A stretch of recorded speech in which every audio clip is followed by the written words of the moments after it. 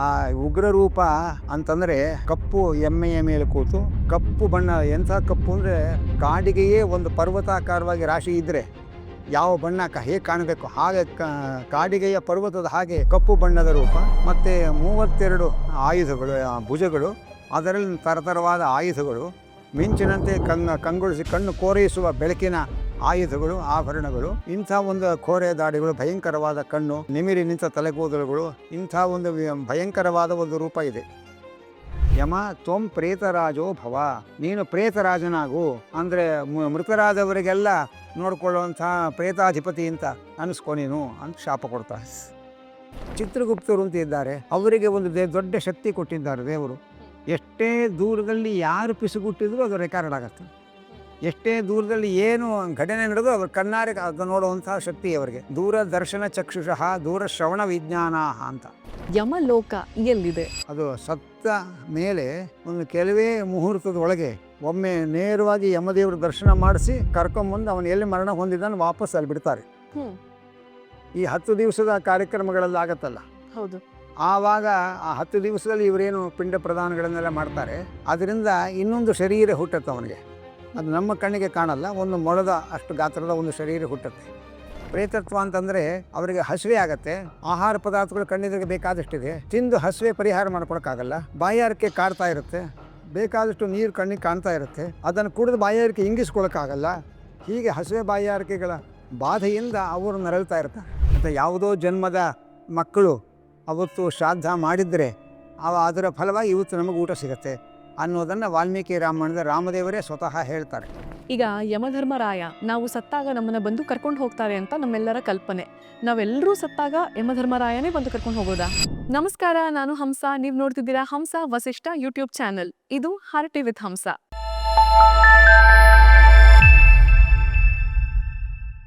ಪ್ರತಿ ವಾರ ಹೊಸ ಹೊಸ ವಿಚಾರಗಳ ಬಗ್ಗೆ ಹೊಸ ಹೊಸ ಅತಿಥಿಗಳಿಂದ ನಾವು ಸಾಕಷ್ಟು ವಿಚಾರಗಳನ್ನ ತಿಳ್ಕೊಳ್ತಾನೆ ಇರ್ತೀವಿ. ಯಮಧರ್ಮರಾಯ ಇವತ್ತಿನ ಟಾಪಿಕ್. ಯಮಧರ್ಮರಾಯ. ಯಮ ಅಂದ ತಕ್ಷಣ ನಮ್ಮೆಲ್ಲರ ಮನಸ್ಸಲ್ಲಿ ಒಂದು ಭಯ ಹುಟ್ಟುತ್ತೆ. ಮುಂದೆ ಒಂದು ಚಿತ್ರಣನೇ ಮೂಡುತ್ತೆ. ಕೈಯಲ್ಲಿ ಒಂದು ಪಾಶ ಹಿಡಿದಿರ್ತಾರೆ, ಎಮ್ಮೆ ಮೇಲೆ ಬರ್ತಾರೆ, ಸಾವಿನ ಭಯ, ಈ ತರ ಎಲ್ಲ ಒಂದು ಚಿತ್ರ ನಮ್ಮ ಮನಸ್ಸಲ್ಲಿ ಮೂಡುತ್ತೆ. ಆದ್ರೆ ಯಮ ನಿಜಕ್ಕೂ ಯಾರು? ಯಾಕೆ ಯಮ ಮೃತ್ಯುವಿನ ದೇವತೆ? ಈ ಎಲ್ಲ ವಿಚಾರಗಳನ್ನ ಇವತ್ತಿನ ಕಾರ್ಯಕ್ರಮದಲ್ಲಿ ನಾವು ತಿಳ್ಕೊಳ್ಳೋಣ. ಇದ್ರ ಬಗ್ಗೆ ನಮಗ್ ತಿಳಿಸ್ಕೊಡೋದಕ್ಕೆ ಪೂರ್ಣಪ್ರಜ್ಞಾ ವಿದ್ಯಾಪೀಠದ ಹಿರಿಯ ಪ್ರಾಧ್ಯಾಪಕರಾಗಿರುವಂತ ರಾಮವಿಠಲ ಆಚಾರ್ಯರು ನಮ್ಮ ಕಾರ್ಯಕ್ರಮದಲ್ಲಿದ್ದಾರೆ. ನಮಸ್ತೆ ಆಚಾರ್ಯರೇ, ಹೇಗಿದ್ದೀರಿ? ಆರಾಮ್.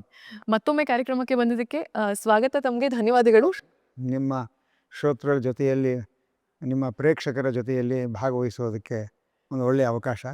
ಮತ್ತು ಯಮದೇವರ ಬಗ್ಗೆ ಈ ಹೊಸ ತಲೆಮಾರಿನ ಜನಗಳು ತಿಳ್ಕೊಳ್ಬೇಕಾದ ಅವಶ್ಯಕತೆಯೂ ಇದೆ. ಅದರಿಂದ ಬಹಳ ಸಂತೋಷ. ಆಚಾರ್ಯರೇ, ಈಗ ಯಮ ಅಂದ ತಕ್ಷಣ ಪ್ರತಿಯೊಬ್ಬರ ಮನಸ್ಸಲ್ಲೂ ಒಂದು ಭಯ ಇರುತ್ತೆ. ಈ ಯಮಧರ್ಮರಾಯ ಯಾರು? ಇವರ ತಾಯಿ ತಂದೆಗಳು ಯಾರು ಅಂತ ಇವ್ರ ಪರಿಚಯ ಮಾಡ್ಕೊಡೋದಾದ್ರೆ. ಅದು ಈ ದೇವತೆಗಳೆಲ್ಲ ಆದಿ ಸೃಷ್ಟಿಯಲ್ಲಿ ಬ್ರಹ್ಮದೇವರಿಂದ ಹುಡ್ತಾರೆ, ಮತ್ತೊಮ್ಮೆ ಬೇರೆ ಬೇರೆಯವರ ಮಕ್ಕಳಾಗಿ ಹುಡ್ತಾರೆ. ಆದಿ ಸೃಷ್ಟಿಯಲ್ಲಿ ಬ್ರಹ್ಮದೇವರ ವಕ್ಷಸ್ಥಲದ ತ್ವಕಿಯಿಂದ ಯಮದೇವರ ಸೃಷ್ಟಿಯಾಗತ್ತೆ. ಅದೇ ಯಮದೇವರು ಮತ್ತೆ ಸೂರ್ಯನ ಮಗನಾಗಿ ಅವತಾರ ಮಾಡ್ತಾರೆ. ಸೂರ್ಯ ಸಂಜ್ಞಾದೇವಿ ದಂಪತಿಗಳು. ಸಂಜ್ಞಾದೇವಿಯಲ್ಲಿ ಸೂರ್ಯನಿಗೆ 3 ಜನ ಮಕ್ಕಳು ಹುಡ್ತಾರೆ, ಯಮ, ಯಮಿ, ಮನು, ಹಾಗೆ ಅಂತ. ಸೂರ್ಯ ಬಹಳ ಪ್ರಖರ ತೇಜಸ್ಸು. ಸೂರ್ಯನ ಜೊತೆಯಲ್ಲಿ ಆ ಪ್ರಖರತೆಯನ್ನು ಸಹಿಸಿಕೊಂಡು ಬಾಳುವ ಕಷ್ಟದಿಂದ ಸಂಜ್ಞಾದೇವಿ ತನ್ನ ತಂದೆ ಮನೆಗೆ ಹೋಗ್ತಾಳೆ. ಇನ್ನೂ ಮಕ್ಕಳಾಗಿಲ್ಲ, ಮದುವೆಗೆ ಮುಂಚೆ ಹೋಗ್ತಾಳೆ. ಹೋದಾಗ ನಮ್ಮ ಯಜಮಾನರು ತುಂಬ ಪ್ರಖರತೆ, ಅವರಲ್ಲಿ ಜೊತೆಗೆ ಒಡನಾಟ ಕಷ್ಟ, ಹಾಗೆ ಅಂತ ಹೇಳ್ತಾಳೆ. ಆದರೆ ಸಂಜ್ಞಾದೇವಿಯ ತಂದೆ ಹೇಳ್ತಾರೆ, ಮದುವೆಯಾದ ಹೆಣ್ಣುಮಕ್ಕಳು ಗಂಡನನ್ನು ಬಿಟ್ಟು ತವರು ಮನೆಯಲ್ಲಿ ಬಂದು ಹೀಗೆ ಉಳ್ಕೊಳ್ಳೋದು ಹಲವರ ಬಾಯಿಗೆ ಆಹಾರ ಆಗತ್ತೆ. ನೀನು ನಿನ್ನ ಗಂಡನ ಮನೆಗೆ ಹೋಗು, ನಾನೇ ಬಂದು ವ್ಯವಸ್ಥೆ ಮಾಡ್ತೇನೆ, ಸರಿ ಮಾಡ್ತೇನೆ, ಸಮಸ್ಯೆಯನ್ನು ಪರಿಹಾರ ಮಾಡ್ತೇನೆ ಅಂತ ಹೇಳ್ತಾರೆ. ಹಾಗೆ ಅಂತ ಹೇಳಿ ವಾಪಸ್ ಹೋಗ್ತಾರೆ. ತಂದೆ ಬರೋದಿಲ್ಲ. ಪ್ರತಿಯೊಂದು ಸಮಸ್ಯೆಗೂ ತಂದೆ ತಾಯಿಗಳ ಮಧ್ಯೆ ಎಂಟರ್ ಆಗಬಾರ್ದು, ದಂಪತಿಗಳ ಮಧ್ಯ. ಅದರಿಂದ ಬಿರುಕು ಉಂಟಾಗತ್ತೆ ಅನ್ನೋ ಒಂದು ಕಾಮನ್ ಸೆನ್ಸ್ ಇದು. ಇವತ್ತು ಅದರಿಂದಲೇ ಅನೇಕ ಸಮಸ್ಯೆಗಳು ಉದ್ಭವ ಆಗಿರೋದನ್ನು ಎಲ್ಲರೂ ಅನುಭವಿಸ್ತಾ ಇದ್ದಾರೆ.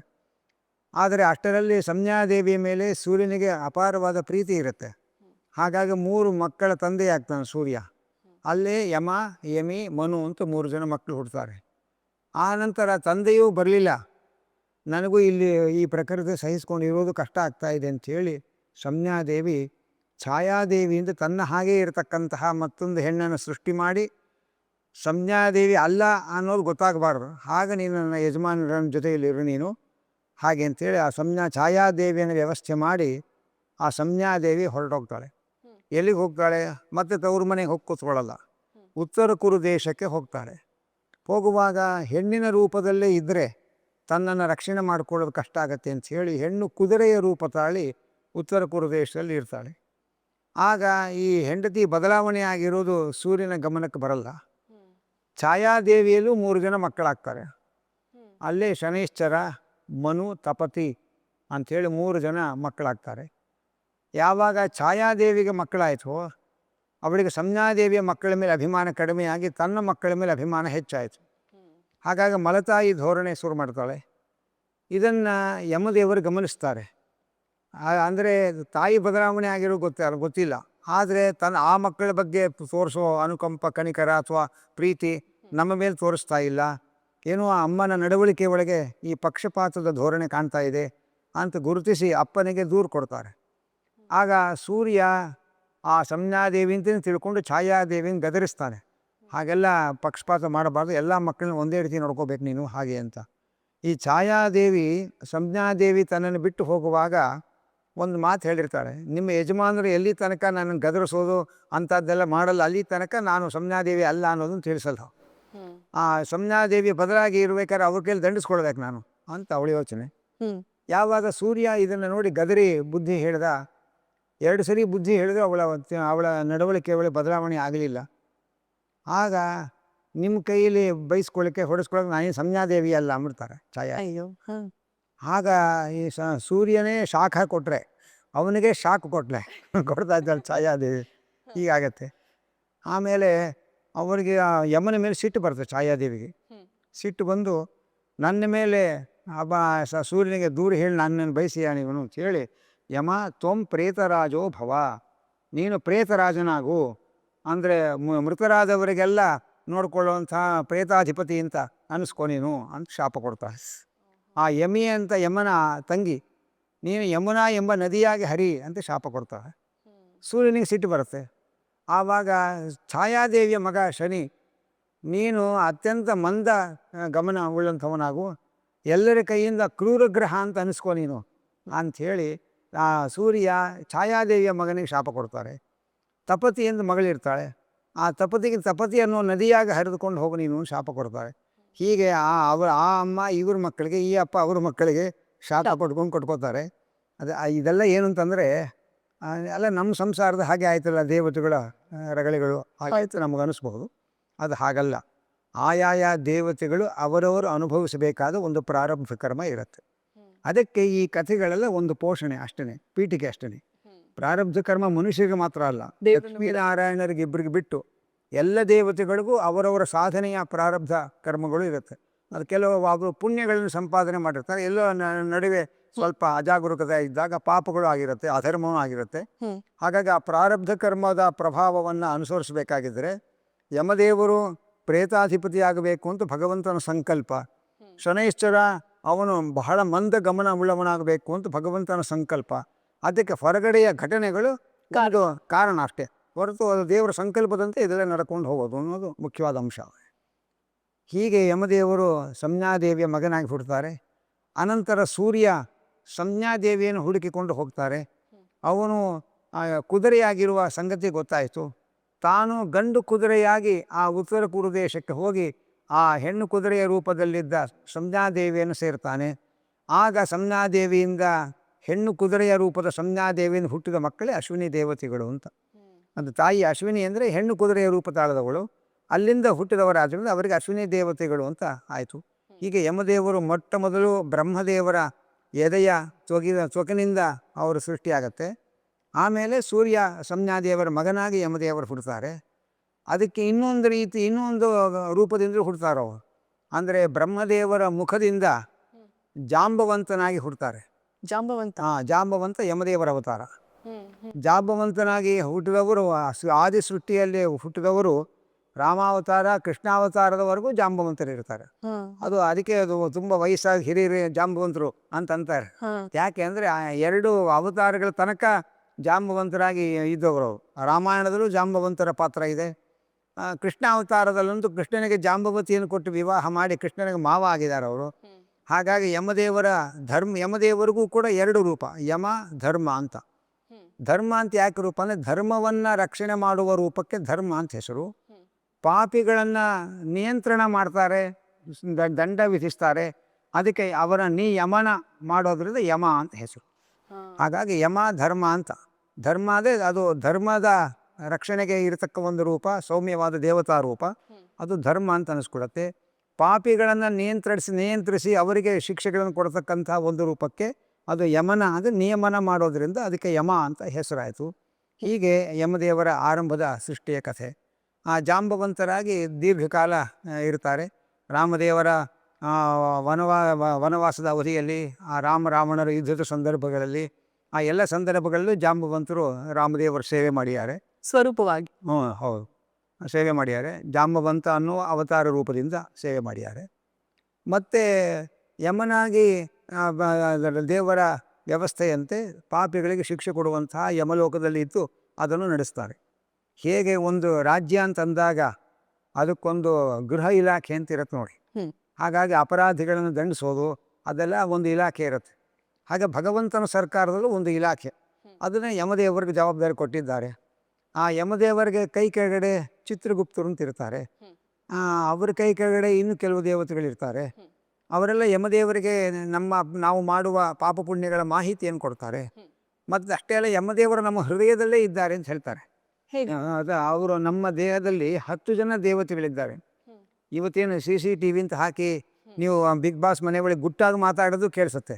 ಮತ್ತು ಎಲ್ಲವೂ ಆಗಿದೆ. ಹಾಗೆ ಭಗವಂತನ ವ್ಯವಸ್ಥೆ ಒಳಗೆ ಪ್ರತಿಯೊಬ್ಬರ ದೇಹದೊಳಗೆ 10 ಜನ ದೇವತೆಗಳಿದ್ದಾರೆ. ಸೂರ್ಯ, ಚಂದ್ರ, ಪಂಚಭೂತ ಅಭಿಮಾನಿ ದೇವತೆಗಳು, ಆಮೇಲೆ ಹೃದಯದಲ್ಲಿ ಇರತಕ್ಕ ದೇವತೆ ಮತ್ತು ಯಮ, ಇವರೆಲ್ಲ ನಮ್ಮ ದೇಹದಲ್ಲೇ ಒಂದು ರೂಪದಿಂದ ಇರ್ತಾರೆ. ಹಾಗಾಗಿ ನಾವು ಹೆಣ್ಣಿನ ರೂಪದಲ್ಲಿ ದೇಹದಲ್ಲೂ ಇರ್ತಾರೆ, ಗಂಡಿನ ದೇಹದಲ್ಲೂ ಇರ್ತಾರೆ. ಹಾಗಾಗಿ ನಾವು ಏನೇನು ಪುಣ್ಯ ಪಾಪಗಳನ್ನು ಮಾಡ್ತೇವೆ ಅದನ್ನೆಲ್ಲ ಅವರು ಅಲ್ಲೇ ದಾಖಲೆ ಮಾಡ್ಕೊಳ್ತಾರೆ. ಚಿತ್ರಗುಪ್ತರು ಅಂತ ಇದ್ದಾರೆ. ಅವರಿಗೆ ಒಂದು ದೊಡ್ಡ ಶಕ್ತಿ ಕೊಟ್ಟಿದ್ದಾರೆ ದೇವರು. ಎಷ್ಟೇ ದೂರದಲ್ಲಿ ಯಾರು ಪಿಸುಗುಟ್ಟಿದ್ರು ಅದು ರೆಕಾರ್ಡ್ ಆಗುತ್ತೆ. ಎಷ್ಟೇ ದೂರದಲ್ಲಿ ಏನು ಘಟನೆ ನಡೆದು ಅವ್ರ ಕಣ್ಣಾರೆ ಅದು ನೋಡುವಂತಹ ಶಕ್ತಿ ಅವರಿಗೆ. ದೂರದರ್ಶನ ಚಕ್ಷುಷಃ ದೂರ ಶ್ರವಣ ವಿಜ್ಞಾನ ಅಂತ. ದೂರದಲ್ಲಿ ಯಾರು ಏನೇ ಪಿಸುಗುಟ್ಟಿದ್ರು ಅದು ಅವರಿಗೆ ಶ್ರವಣ ಆಗುತ್ತೆ, ಕೇಳಿಸುತ್ತೆ. ಏನೇ ತಪ್ಪುಗಳು ಮಾಡಿದ್ರು ಅದು ಅವ್ರ ಕಣ್ಣಿಗೆ ನೇರವಾಗಿ ಕಾಣಿಸುತ್ತೆ. ಈ ದೇವತೆಗಳು ಇದ್ದಾರೆ ದೇಹದಲ್ಲಿ. ಹೀಗಾಗಿ ನಾವು ಯಾರಿಗೂ ಗೊತ್ತಿಲ್ಲದೆ ಏನೋ ಮಾಡಬಹುದು ಅಂತ ನಮ್ಮ ಯೋಚನೆ ಇರುತ್ತೆ. ಕೆಲವೊಮ್ಮೆ ಕನಕದಾಸರ ಕಥೆ ಕೇಳ್ತೇವೆ ನಾವು. 2 ಬಾಳೆಹಣ್ಣು ತಿನ್ಕೊಂಬನ್ನಿ ಅಂತ ವ್ಯಾಸರಾಜರು ಕೊಟ್ಟಾಗ ಯಾರಿಗೂ ಗೊತ್ತಾಗದೇ ಇರೋ ಜಾಗದಲ್ಲಿ 2 ಬಾಳೆಹಣ್ಣು ತಿನ್ಕೊಂಬನ್ನಿ ಅಂತಾರೆ. ಉಳಿದ ಅವರ ಜೊತೆ ಇದ್ದಂಥ ಉಳಿದ ಪಂಡಿತರು ಯಾರು ಇಲ್ಲದಿರೋ ಜಾಗ ಹುಡುಕೊಂಡು ಹೋಗಿ ಗುಟ್ಟಾಗಿ ತಿನ್ಕೊಂಡು ಬರ್ತಾರೆ. ಅದೇ ಕನಕದಾಸರಿಗೆ ಎಲ್ಲಿ ಹೋದರೂ ಕೂಡ ಮನುಷ್ಯರ ಕಣ್ಣು ತಪ್ಪಿಸ್ಬೋದು, ದೇವರು ಎಲ್ಲ ಕಡೆ ನಾನು ನೋಡ್ತಾ ಇದ್ದಾನೆ, ದೇವ್ರ ಕಣ್ಣು ತಪ್ಸೋಕ್ಕಾಗಲ್ಲ ಅಂಥೇಳಿ ವಾಪಸ್ಸು ಬಂದು ಬಾಳೆಹಣ್ಣು ಹಾಗೆ ಇಡ್ತಾರೆ. ಯಾಕಪ್ಪ ಅಂದರೆ ನೀವು ಸುಮ್ಮನೆ ಬಾಳೆಹಣ್ಣು ತಿಂತಾ ಇದ್ದೆ, ಯಾರ ಕಣ್ಣಿಗೂ ಕಾಣದೇ ಇರೋ ಹಾಕ್ತೀನಿ ಅಂತಂದರು. ಹಾಗಾಗಿ ಎಲ್ಲಿ ಹೋದರೂ ದೇವರು ನಾನು ನೋಡ್ತಾ ಇದ್ದಾನೆ, ದೇವ್ರ ಕಣ್ಣು ತಪ್ಪಿಸ್ಲಿಕ್ಕೆ ಆಗಲಿಲ್ಲ, ಅದಕ್ಕೆ ನಾನು ತಂದು ಕೊಟ್ಟೆ ಅಂತ ಕನಕದಾಸರ ಚರಿತ್ರೆ ಬರುತ್ತೆ. ಹಾಗಾಗಿ ಇದು ಪ್ರತಿಯೊಬ್ಬ ಮನುಷ್ಯನಿಗೆ ಎಚ್ಚರಿಕೆ ಇರಬೇಕು. ನಾವು ದೇವಸ್ಥಾನದ ಗರ್ಭಗುಡಿಯಲ್ಲೇ ಚಿಲಕ ಹಾಕಿ ಅನ್ಯಾಯ ಮಾಡುವಂಥ ಭಕ್ತರು ಇರ್ತೇವೆ ನಾವು. ಅಥವಾ ಮನೆಯಲ್ಲಿ ಯಾರೂ ಇಲ್ಲ ಅಂತ ಕತ್ತಲೆ ಕೋಣೆ ಒಳಗೆ ಅನ್ಯಾಯ ಮಾಡೋರು ಇರ್ತೇವೆ. ಆದರೆ ಹಗಲೊತ್ತು ಮಾಡಿದ್ರೆ ಹಗಲಿನ ದೇವತೆ ನಮ್ಮ ನೋಡ್ತಾ ಇರ್ತಾರೆ, ರಾತ್ರಿ ಹೊತ್ತು ಮಾಡಿದ ಘಟನೆಗಳ ರಾತ್ರಿ ದೇವತೆ ನೋಡ್ತಾ ಇರ್ತಾರೆ, ಮತ್ತು ಸಂಧ್ಯಾ ಕಾಲಗಳಲ್ಲಿ ಮಾಡಿದ ಅಪಚಾರಗಳನ್ನು ಸಂಧ್ಯಾ ದೇವತೆಗಳು ನೋಡ್ತಾ ಇರ್ತಾರೆ. ಹಾಗಾಗಿ ನಾವು ಪೊಲೀಸರ ಕಣ್ಣು ತಪ್ಪಿಸ್ಬೋದು, ಇನ್ಯಾರ ಕಣ್ಣು ಬೇಕಾದ್ರೂ ತಪ್ಪಿಸ್ಬೋದು. ಆದರೆ ನಮ್ಮ ಕಣ್ಣಿಗೆ ಕಾಣದೆ ನಮ್ಮನ್ನು ನೋಡುವವರಿದ್ದಾರಲ್ಲ, ಅವ್ರ ಕಣ್ಣು ತಪ್ಪಿಸೋದಕ್ಕೆ ನಮ್ಮ ಕೈಲಿ ಸಾಧ್ಯ ಇಲ್ಲ. ಈ ಎಚ್ಚರ ಮನುಷ್ಯನಿಗಿದ್ರೆ ಯಾವ ಕಾನೂನು ಕೂಡ ನಮ್ಮನ್ನು ಪೂರ್ಣ ಪ್ರಮಾಣದ ತಿದ್ದಲಿಕ್ಕೆ ಸಾಧ್ಯ ಇಲ್ಲ. ನಮ್ಮನ್ನು ನಾವೇ ತಿದ್ಕೊಳ್ಬೇಕಾದ್ರೆ ಈ ಅಧ್ಯಾತ್ಮದ ಜಾಗೃತಿ ಇರಬೇಕು.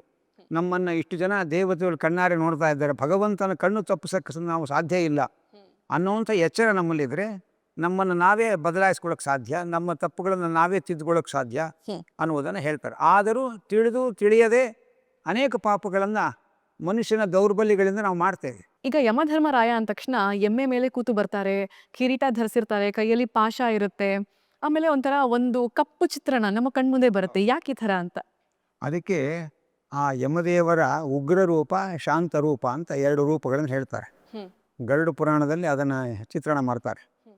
ಆ ಉಗ್ರ ರೂಪ ಅಂತಂದರೆ ಕಪ್ಪು ಎಮ್ಮೆಯ ಮೇಲೆ ಕೂತು, ಕಪ್ಪು ಬಣ್ಣ, ಎಂಥ ಕಪ್ಪು ಅಂದರೆ ಕಾಡಿಗೆಯೇ ಒಂದು ಪರ್ವತಾಕಾರವಾಗಿ ರಾಶಿ ಇದ್ದರೆ ಯಾವ ಬಣ್ಣ ಹೇಗೆ ಕಾಣಬೇಕು ಹಾಗೆ ಕಾಡಿಗೆಯ ಪರ್ವತದ ಹಾಗೆ ಕಪ್ಪು ಬಣ್ಣದ ರೂಪ. ಮತ್ತು 32 ಆಯುಧಗಳು, ಭುಜಗಳು, ಅದರಲ್ಲಿ ಥರಥರವಾದ ಆಯುಧಗಳು, ಮಿಂಚಿನಂತೆ ಕಂಗೊಳಿಸಿ ಕಣ್ಣು ಕೋರೈಸುವ ಬೆಳಕಿನ ಆಯುಧಗಳು, ಆಭರಣಗಳು, ಇಂಥ ಒಂದು ಕೋರೆ ದಾಡಿಗಳು, ಭಯಂಕರವಾದ ಕಣ್ಣು, ನಿಮಿರಿ ನಿಂತ ತಲೆಗೂದಲುಗಳು, ಇಂಥ ಒಂದು ಭಯಂಕರವಾದ ಒಂದು ರೂಪ ಇದೆ. ಅನಂತರ ಮತ್ತೊಂದು ಸೌಮ್ಯವಾದ ದೇವತಾ ರೂಪ, ಅವರು ಸಿಂಹಾಸನದಲ್ಲಿ ಕೂತಿರ್ತಾರೆ. ಗಂಧರ್ವರು, ಅಪ್ಸರಿಯರು ಅವರೆಲ್ಲ ಅವರ ಸುತ್ತಲೂ ಕೂಡ ಸೇವೆ ಮಾಡ್ತಾ ಇರ್ತಾರೆ. ಈ ಉಗ್ರ ರೂಪದ ಸುತ್ತಲೂ ಚಿತ್ರಗುಪ್ತರು ಇರ್ತಾರೆ, ಆ ಯಮನ ಪರಿವಾರದವರು ಇರ್ತಾರೆ, ಅವರೆಲ್ಲ ಗರ್ಜನೆ ಮಾಡ್ತಾ ಇರ್ತಾರೆ. ಅನಂತರ ಜ್ವರ, ರೋಗ ಇದರ ದೇವತೆಗಳಿರ್ತಾರೆ. ಆ ಜ್ವರ, ರೋಗ ಎಲ್ಲವನ್ನೂ ನಿಯಂತ್ರಿಸುವಂಥ ದೇವತೆಗಳಿದ್ದಾರೆ. ಆ ದೇವತಾ ಶಕ್ತಿಗಳೆಲ್ಲ ಯಮನ ಪರಿವಾರವಾಗಿ ನಿಂತು ಅವರು ಗರ್ಜನೆ ಮಾಡ್ತಾ ಇರ್ತಾರೆ. ಈ ಉಗ್ರ ರೂಪವನ್ನು ಯಾರಿಗೆ ತೋರಿಸ್ತಾರೆ, ಸೌಮ್ಯ ರೂಪವನ್ನು ಯಾರಿಗೆ ತೋರಿಸ್ತಾರೆ ಅಂತಂದರೆ, ಯಮಲೋಕಕ್ಕೆ 4 ದಿಕ್ಕಿನಿಂದ 4 ಬಾಗಿಲುಗಳಿದೆ ಒಳಗೆ ಬರಲಿಕ್ಕೆ. ಅದರೊಳಗೆ ಪೂರ್ವ, ಪಶ್ಚಿಮ, ಉತ್ತರ ದ್ವಾರಗಳಿಂದ ದೊಡ್ಡ ದೊಡ್ಡ ಚಕ್ರವರ್ತಿಗಳು, ಮಹರ್ಷಿಗಳು, ರಾಜರ್ಷಿಗಳು, ಅಂಥ ಸಾಧಕರು, ಯೋಗಿಗಳು ಅಂಥವರೆಲ್ಲ ಬರ್ತಾರೆ. ಅವರೆಲ್ಲ ಅಲ್ಲಿ ಭವ್ಯವಾದ ಯಮಲೋಕ ಇದೆ, ಆ ಯಮಲೋಕಕ್ಕೆ ಬರ್ತಾರವು. ದಕ್ಷಿಣ ಮಾರ್ಗದಿಂದ ಬರುವ ಒಂದು ರೂಪ, ಒಂದು ಮಾರ್ಗ ಇದೆ. ಆ ದಕ್ಷಿಣ ದಿಕ್ಕಿನಿಂದ ಬರುವ ಮಾರ್ಗ ಇದೆಯಲ್ಲ, ಅದು ಪಾಪಿಗಳು ಬರುವ ಮಾರ್ಗ. ಆ ದಕ್ಷಿಣ ದಿಕ್ಕಿನಿಂದ ಬರುವ ಪಾಪಿಗಳಿಗೆ ತನ್ನ ಉಗ್ರ ರೂಪವನ್ನು ತೋರಿಸ್ತಾರೆ. ಪೂರ್ವ, ಪಶ್ಚಿಮ, ಉತ್ತರ ದ್ವಾರಗಳಿಂದ ಬರತಕ್ಕಂತಹ ಸಾಧಕರಿಗೆ ತನ್ನ ಸೌಮ್ಯವಾದ ದೇವತಾ ರೂಪ ತೋರಿಸ್ತಾರೆ. ಅಷ್ಟೇ ಅಲ್ಲ, ಒಬ್ಬ ಪುಣ್ಯಾತ್ಮ ಯಮಲೋಕದ ಮಹಾದ್ವಾರದಲ್ಲಿ ಒಳಗೆ ಬಂದರು ಅಂದರೆ ಯಮದೇವರು ಎದ್ದು ನಿಂತುಕೊಂಡು ಅವರನ್ನು ಸ್ವಾಗತಿಸಿ ಕೈ ಕುಲುಕಿ ನಾವು ಎಲ್ಲರಿಗೂ ಅವರನ್ನು ಪರಿಚಯ ಮಾಡಿಸ್ತಾರೆ. ಯಾಕೆಂದರೆ ಮನುಷ್ಯನಿಗೆ ಬೇಕಾದಷ್ಟು ಜನ್ಮಗಳು ಬರುತ್ತೆ, ನಾಯಿ ನರಿ ಜನ್ಮಗಳು ಬೇಕಾದಷ್ಟು ಬರುತ್ತೆ. ಯಾವ ಜನ್ಮದಲ್ಲೂ ಸಾಧನೆ ಮಾಡ್ಕೊಳಕ್ಕಾಗಲ್ಲ, ಮನುಷ್ಯ ಜನ್ಮದಲ್ಲಿ ಮಾತ್ರ ಸಾಧನೆ ಮಾಡ್ಕೊಳಕ್ಕೆ ಸಾಧ್ಯ. ಅದು ಅನೇಕ ಜನ್ಮಗಳ ಪುಣ್ಯದಿಂದ ಆ ಅಪರೂಪಕ್ಕೆ ದೊರಕುವಂಥ ಮನುಷ್ಯ ಜನ್ಮ. ಅಂಥ ಜನ್ಮವನ್ನು ಸಾಧನೆಯಿಂದ, ಧರ್ಮಾಚರಣೆಯಿಂದ ಸಾರ್ಥಕ ಮಾಡಿಕೊಂಡು ಸಿದ್ಧಿ ಪಡೆದ ಪುಣ್ಯಾತ್ಮರಿವರು ಅಂಥೇಳಿ ಅವರನ್ನು ತೋರಿಸಿ, ಅವರ ಸಾಧನೆಯನ್ನು ತೋರಿಸಿ ಎಲ್ಲರಿಗೂ ಪರಿಚಯ ಮಾಡಿಸಿ ಅವರಿಗೆ ಆಸನ ಕೊಟ್ಟು ಉಪಚಾರ ಮಾಡ್ತಾರೆ ಯಮದೇವರು. ದಕ್ಷಿಣ ಮಾರ್ಗದಿಂದ ಬರುವಾಗ ಆ ಮಾರ್ಗವೇ ಬಹಳ ಆಯಾಸಪ್ರದವಾದಂಥ ಮಾರ್ಗ. ದಾರಿ ಉದ್ದಕ್ಕೂ ನಾನಾ ಬಗೆಯ ತೊಂದರೆಗಳನ್ನು ಅನುಭವಿಸ್ಕೊಂಡು ಬಂದಿರ್ತಾರೆ ಪಾಪಿಗಳು. ಅವರಿಗೆ ನಾವೇ ಮಕ್ಕಳು ಹಿತವಾಗಿ ನಡ್ಕೊಳ್ತಾ ಇದ್ದಾಗ ನಾವು ಮಗುಳನಾಗೆ ಬೇರಿ ಆ ಮಗುವನ್ನು ಕೆನ್ನೆ ಸವರಿ ಮುದ್ದು ಮಾಡ್ತೇವೆ. ಮಗು ತಪ್ಪು ಮಾಡಿದಾಗ ನಾವೇ ಕಣ್ಣಿಷ್ಟಗಳು ಬಿಡ್ತೇವೆ. ಯಾಕೆ ಹಾಕಿಬಿಡಬೇಕು? ತಪ್ಪು ಮಾಡಬಾರ್ದು, ಮಗುಗೆ ಹೆದರಿಕೆ ಆಗಬೇಕು. ಅದಕ್ಕೆ ಮಕ್ಕಳು ತಪ್ಪು ಮಾಡಿದಾಗ ನಾವೇ ಭಯಂಕರವಾಗಿ ಕಣ್ಣು ಕೆಂಪಗೆ ಮಾಡ್ಕೊಂಡು ಮುಖ ತೋರಿಸ್ತೇವೆ. ಆದರೆ ಮಕ್ಕಳು ಯೋಗ್ಯರಾಗಿದ್ದಾಗ ಪ್ರೀತಿಯಿಂದ ಮಾತಾಡಿಸ್ತದೆ. ಹೀಗೆ ಪ್ರತಿಯೊಬ್ಬರಿಗೂ ಒಂದು ಉಗ್ರ ರೂಪ, ಶಾಂತ ರೂಪ ಅಂತ ಇರುತ್ತೆ. ಸಮಯಾನುಸಾರವಾಗಿ ಉಗ್ರ ರೂಪ, ಶಾಂತ ರೂಪ ಪ್ರಕಟ ಆಗುತ್ತೆ. ಈಗ ಯಮಧರ್ಮರಾಯ ನಾವು ಸತ್ತಾಗ ನಮ್ಮನ್ನು ಬಂದು ಕರ್ಕೊಂಡು ಹೋಗ್ತಾರೆ ಅಂತ ನಮ್ಮೆಲ್ಲರ ಕಲ್ಪನೆ. ನಾವೆಲ್ಲರೂ ಸತ್ತಾಗ ಯಮಧರ್ಮರಾಯನೇ ಬಂದು ಕರ್ಕೊಂಡು ಹೋಗೋದಾ? ಇಲ್ಲ, ಆ ಯಮದೇವರು ಅವರ ಯಮದೂತರು ಅಂತ ಇದ್ದಾರೆ. ಮನುಷ್ಯ ಮರಣ ಹೊಂದಿದಾಗ ಆ ಯಮದೂತರು ಬಂದು ಕರ್ಕೊಂಡು ಹೋಗ್ತಾರೆ. ನಾವು ಅಜಾಮಿಳನ ಕಥೆ ಅಂತ ಕೇಳ್ತೇವೆ ಭಾಗವತದಲ್ಲಿ. ಅಜಾಮಿಳ ಒಳ್ಳೆ ವೇದವನ್ನು ಬಲ್ಲಂತಹ ಬ್ರಾಹ್ಮಣ ವಂಶದಲ್ಲಿ ಹುಟ್ಟಿದ ಒಳ್ಳೆ ಯೋಗ್ಯ ಕನ್ಯೆಯನ್ನು ವಿವಾಹ ಮಾಡಿಕೊಂಡಿದ್ದ. ಅವನ ಜನ್ಮಾಂತರದ ಪ್ರಾರಬ್ಧ ಕರ್ಮದಿಂದ ಸಮಿತ್ತು, ಕುಶ, ದರ್ಭೆಗಳನ್ನು ತರಲಿಕ್ಕೆ, ಕುಸುಮಗಳನ್ನು ತರಲಿಕ್ಕೆ ಅಂತ ಕಾಡಿಗೆ ಹೋದಾಗ ಅಲ್ಲಿ ಒಬ್ಬ ವೇಶ್ಯ ಪುರುಷನ ಜೊತೆಯಲ್ಲಿ ಸಹವಾಸ ಮಾಡುವ ದೃಶ್ಯವನ್ನು ನೋಡಿ ಇವನ ಮನಸ್ಸು ವಿಕಾರವಾಗತ್ತೆ. ಇವನು ಅವಳ ಸಹವಾಸಕ್ಕೆ ಬೀಳ್ತಾನೆ, ತಂದೆ ತಾಯಿಗಳ ಸೇವೆ ಬಿಡ್ತಾನೆ. ಒಬ್ಬನೇ ಮಗ, ತಂದೆ ತಾಯಿಗಳ ಕಡೆ ಗಮನ ಹರಿಸಲ್ಲ. ಒಳ್ಳೆ ಕುಲದಿಂದ ಬಂದ, ತನ್ನ ನಂಬಿಕೊಂಡು ಬಂದ ಹೆಂಡತಿಗೆ ಮೋಸ ಮಾಡ್ತಾನೆ. ಪಿತ್ರಾರ್ಜಿತ ಸೊತ್ತನ್ನೆಲ್ಲ ತಂದು ಇವಳಿಗೆ ಸುರಿತಾನೆ. ಆಮೇಲೆ ಕಳ್ಳತನ ಮಾಡ್ತಾನೆ, ಮದ್ಯಪಾನ ಮಾಡ್ತಾನೆ, ಎಲ್ಲ ಬಗೆಯ ಅನಾಹುತಕ್ಕೂ ಒಳಗಾಗ್ತಾನೆ. ಸುಮಾರು 88 ವರ್ಷದವರೆಗೂ ಹೀಗೆ ಆಗಿರುತ್ತೆ ಅವನ ಜೀವನ. ಆ 88ನೇ ವರ್ಷದಲ್ಲಿ ಒಮ್ಮೆ ಯಮದೂತರ ದರ್ಶನ ಆಗತ್ತೆ. ಅವನನ್ನು ಕರ್ಕೊಂಡು ಹೋಗಲಿಕ್ಕೆ ಅಂತ ಯಮದೂತರು ಬಂದಿರ್ತಾರೆ. ಆ ಯಮದೂತರನ್ನು ನೋಡಿ ಭಯ ಆಗಿಬಿಡುತ್ತೆ. ಭಯ ಆದಾಗ ಅವನಿಗೆ 10 ಜನ ಮಕ್ಕಳು ಹುಟ್ಟಿರ್ತಾರೆ ಅವಳಲ್ಲಿ. ಕೊನೆಯ ಮಗನಿಗೆ ನಾರಾಯಣ ಅಂತ ಹೆಸರಿಟ್ಟಿರ್ತಾನೆ. ಆ ಮಗ ಹೆದರ್ಕೊಂಡು ಮಗನನ್ನು ಕರೀಲಿಕ್ಕೆ ಅಂತ ಬಾಯಿ ತೆರೆದಾಗ ಇಷ್ಟು ಅನಾಹುತಕ್ಕೆ ಕಾರಣವಾಗಿದ್ದ ಪ್ರಾರಬ್ಧ ಪಾಪ ಬಗೆಹರಿದಿತ್ತು. ಆ ಪ್ರಾರಬ್ಧ ಪಾಪ ಮುಗಿದಿದ್ದರಿಂದ ನಾರಾಯಣ ಅಂತ ಮಗನನ್ನು ಕರೀಲಿಕ್ಕೆ ಬಾಯಿ ತೆರೆಯೋ ಹೊತ್ತಿಗೆ ವೈಕುಂಠ ನಾರಾಯಣನ ಸ್ಮರಣೆ ಆಯಿತು. ಅವನು ಆರಂಭದಲ್ಲಿ ಶಾಸ್ತ್ರಾಭ್ಯಾಸ ಮಾಡಿ ಧರ್ಮಾಚರಣೆ ಮಾಡಿಕೊಂಡಿದ್ದ. ಆ ಸಂಸ್ಕಾರದ ಪ್ರಭಾವದಿಂದ ಆ ಪ್ರಾರಬ್ಧ ಪಾಪ ಬಗೆಹರಿದ ಕೂಡಲೇ ಆ ಭಗವಂತನ ನೆನಪಾಯಿತು. ಆ ಭಗವಂತನ ನೆನಪಿನಲ್ಲಿ ನಾರಾಯಣ ಅಂತ ಕರೆದಾಗ ನಾರಾಯಣ ತನ್ನ ದೂತರನ್ನು ಕಳುಹಿಸಿಕೊಟ್ಟ. ಯಮದೂತರಿಗೂ ವಿಷ್ಣು ದೂತರಿಗೂ ಪರಸ್ಪರ ಘರ್ಷಣೆ ಆಗುತ್ತೆ. ನಮ್ಮ ದೇವರು ನಮ್ಮನ್ನು ಇವನು ಕರ್ಕೊಂಬರಕ್ಕೆ ಹೇಳಿದ್ದಾರೆ, ಬೇಕಾಷ್ಟು ಪಾಪಗಳನ್ನು ಮಾಡಿದ್ದಾನೆ ಇವನು ಹಾಗೆ ಅಂತ. ಅದಕ್ಕೆ ಹೇಳ್ತಾರೆ, ಇಲ್ಲ, ಅವನು ನಾರಾಯಣ ನಾಮಸ್ಮರಣೆ ಮಾಡಿ ಪಾಪಗಳನ್ನು ಕಳ್ಕೊಂಡಿದ್ದಾನೆ. ಧರ್ಮ ಪ್ರಜ್ಞೆ ಎಷ್ಟು ಮುಖ್ಯನೋ ಧರ್ಮ ಸೂಕ್ಷ್ಮ ಅಂತ ಕೆಲವಿರುತ್ತೆ. ಆ ಧರ್ಮ ಸೂಕ್ಷ್ಮ ಅಂತ ತಿಳ್ಕೊಳ್ಬೇಕು. ಹಾಗಾಗಿ ಭಗವಂತನಲ್ಲಿ ಭಕ್ತಿಯಿಂದ ಯಾರು ನಾಮಸ್ಮರಣೆ ಮಾಡ್ತಾರೆ ಅವರಿಗೆ ಎಲ್ಲ ಪಾಪಗಳನ್ನು ಅವರು ಕಳ್ಕೊಳ್ತಾರೆ ಅಂತ ಶಾಸ್ತ್ರ ಇದೆ. ಹಾಗಾಗಿ ಅವನ ಪಾಪಗಳನ್ನು ಕಳ್ಕೊಂಡಿದ್ದಾನೆ, ನಾವು ಅವನನ್ನು ನಿಮ್ಮುಟ್ಟಕ್ಕೆ ಬಿಡಲ್ಲ ಅಂತ ವಿಷ್ಣುದೂತರು ಯಮದೂತರನ್ನು ಓಡಿಸ್ತಾರೆ. ಆಮೇಲೆ ಯಮದೂತರು ಯಮದೇವರ ಹತ್ರ ಹೋಗ್ತಾರೆ. ಇದು ನಡೆದ ಘಟನೆ ಹೇಳ್ತಾರೆ, ಹೀಗೆ ಆಗಿದೆ, ಏನು ಸಮಾಚಾರ, ಯಾರು ಅವರು, ನಮ್ಮನ್ನು ಯಾಕೆ ತಡೋರವರು? ಆಗ ಯಮದೇವರು ಹೇಳ್ತಾರೆ, ವಿಷ್ಣು ನನಗೆ ಈ ಅಧಿಕಾರ ಸ್ಥಾನದಲ್ಲಿ ಕೂಡಿಸಿರೋದು. ಯಾರು ವಿಷ್ಣು ಭಕ್ತರಿದ್ದಾರೆ, ಸಜ್ಜನರಾದವರು, ಅವರು ತಪ್ಪು ಮಾಡ್ತಾರೆ, ಮನುಷ್ಯ ಸಹಜ. ತಪ್ಪು ಮಾಡಿಯೂ ಕೂಡ ಪಶ್ಚಾತ್ತಾಪಪಟ್ಟು ಭಗವಂತನ ನಾಮಸ್ಮರಣೆಯನ್ನು ಮಾಡ್ತಾರೆ ಭಕ್ತಿಯಿಂದ ಮಾಡಿದ ನಾಮಸ್ಮರಣೆಯಿಂದ ಅವರು ಪಾಪಗಳನ್ನು ಕಳ್ಕೊಂಡಿರ್ತಾರೆ. ಅಂಥವರನ್ನು ಕರ್ಕೊಂಡು ಬರೋಕ್ಕೆ ನಿಮ್ಗೆ ಅಧಿಕಾರ ಇಲ್ಲ. ಆದ್ದರಿಂದ ಅಂಥವ್ರ ತಂಟೆಗೆ ಇನ್ಮೇಲೆ ಹೋಗಬೇಡಿ. ಯಾರು ಒಂದು ಆಧ್ಯಾತ್ಮಿಕವಾದ ಪರಾತ್ಪರ ಶಕ್ತಿಯನ್ನು ತಿಳ್ಕೊಳ್ಳಲ್ಲ, ಅವರು ತನ್ನನ್ನು ಅರ್ಪಿಸ್ಕೊಳ್ಳಲ್ಲ, ಮತ್ತು ಪಾಪಗಳನ್ನು ಮಾಡ್ತಾ ಇರ್ತಾರೆ, ಮನಸ್ಸಿನಲ್ಲಿ ದೇವರನ್ನು ಆಲೋಚನೆ ಕೂಡ ಮಾಡಲ್ಲ, ಅಂಥವರನ್ನು ಅವರು ಎಷ್ಟೇ ಹೈ ಇನ್ಫ್ಲುಯೆನ್ಸ್ ಇದ್ದರೂ ಕೂಡ ನೀವು ವಿಚಾರ ಮಾಡದೆ ಎಳ್ಕೊಂಡು ಬನ್ನಿ, ಇವ್ರ ತಂಟೆಗೆ ಮಾತ್ರ ಹೋಗಬೇಡಿ ಹಾಗೆ ಅಂತ ಯಮದೇವರು ಹೇಳ್ತಾರೆ. ಹಾಗಾಗಿ ನಾವು ಹೇಗಿದ್ದರೆ ಯಮದೇವ್ರ ಹತ್ರ ಹೋಗಬೇಕಾಗತ್ತೆ, ಹೇಗಿದ್ದರೆ ಯಮದೇವರು ನಮ್ಮನ್ನು ಕರ್ಕೊಂಡು ನರಕಕ್ಕೆ ಕರ್ಕೊಂಡು ಹೋಗಲ್ಲ ಅನ್ನೋದು ಮುಖ್ಯ. ಅಂತೂ ಯಮದೂತರೇ ಮಾತ್ರ ಬರ್ತಾರೆ, ಯಮದೇವರೇ ಬರಲ್ಲ. ಆದರೆ ಸಾವಿತ್ರಿ ಕಥೆಯಲ್ಲಿ ಬರುವಾಗ ಯಮದೇವರೇ ಬರ್ತಾರೆ ಕರ್ಕೊಂಡು ಹೋಗೋಕ್ಕೆ. ಯಾಕೆ ನೀವ್ಯಾಕೆ ಬಂದಿದ್ದೀರಿ, ಎಲ್ಲ ಕಡೆ ಯಮದೂತರನ್ನು ನಿಮ್ಮ ದೂತರನ್ನು ಕಳಿಸಿರಿ, ನೀವ್ಯಾಕೆ ಬಂದ್ರಿ? ಅವನು ದೊಡ್ಡ ಮಹಾತ್ಮ, ದೊಡ್ಡ ಧರ್ಮಾತ್ಮ, ಯಾರನ್ನೂ ಕಳಿಸಿ ಕರ್ಕೊಂಬನ್ನಿ ಅಂತ ಅನ್ನೋಕ್ಕಾಗಲ್ಲ, ಅದಕ್ಕೆ ನಾನೇ ಬಂದಿದ್ದೇನೆ ಅಂತ ಯಮದೇವರು ಹೇಳೋ ಮಾತು ಮಹಾಭಾರತದಲ್ಲಿ ಬರುತ್ತೆ. ಹಾಗಾಗಿ ವಿಶೇಷ ಪುಣ್ಯಾತ್ಮರನ್ನು ಕರ್ಕೊಂಡು ಹೋಗ್ಬೇಕಾದ್ರೆ ಯಮದೇವರು ಬರ್ತಾರೆ. ಜನಸಾಮಾನ್ಯರು ಏನಿದ್ರೆ ಅವರನ್ನೇ ತಮ್ಮ ದೂತರನ್ನು ಕಳುಹಿಸ್ಕೊಡ್ತಾರೆ. ಯಮದೂತರು ಬಂದು ಅವರನ್ನು ಕರ್ಕೊಂಡು ಹೋಗ್ತಾರೆ. ಯಮನ್ ಜೊತೆ ಹೋದ್ರು ಅಥವಾ ಯಮ ದೂತರ ಜೊತೆ ಹೋದ್ರೂ ನಾವು ನರಕಕ್ಕೆ ಹೋಗೋದಾ ಅಥವಾ ಸ್ವರ್ಗಕ್ಕೂ ಹೋಗ್ಬೋದಾ? ಅಲ್ಲ, ಅದು ಅಂದರೆ ಅವರು ಯಾರು ಪುಣ್ಯಾತ್ಮರಿದ್ದಾರೆ ಅವರನ್ನು ಕರ್ಕೊಂಡು ಹೋಗೋಕ್ಕೆ ಯಮದೇವರು ಬರ್ತಾರೆ.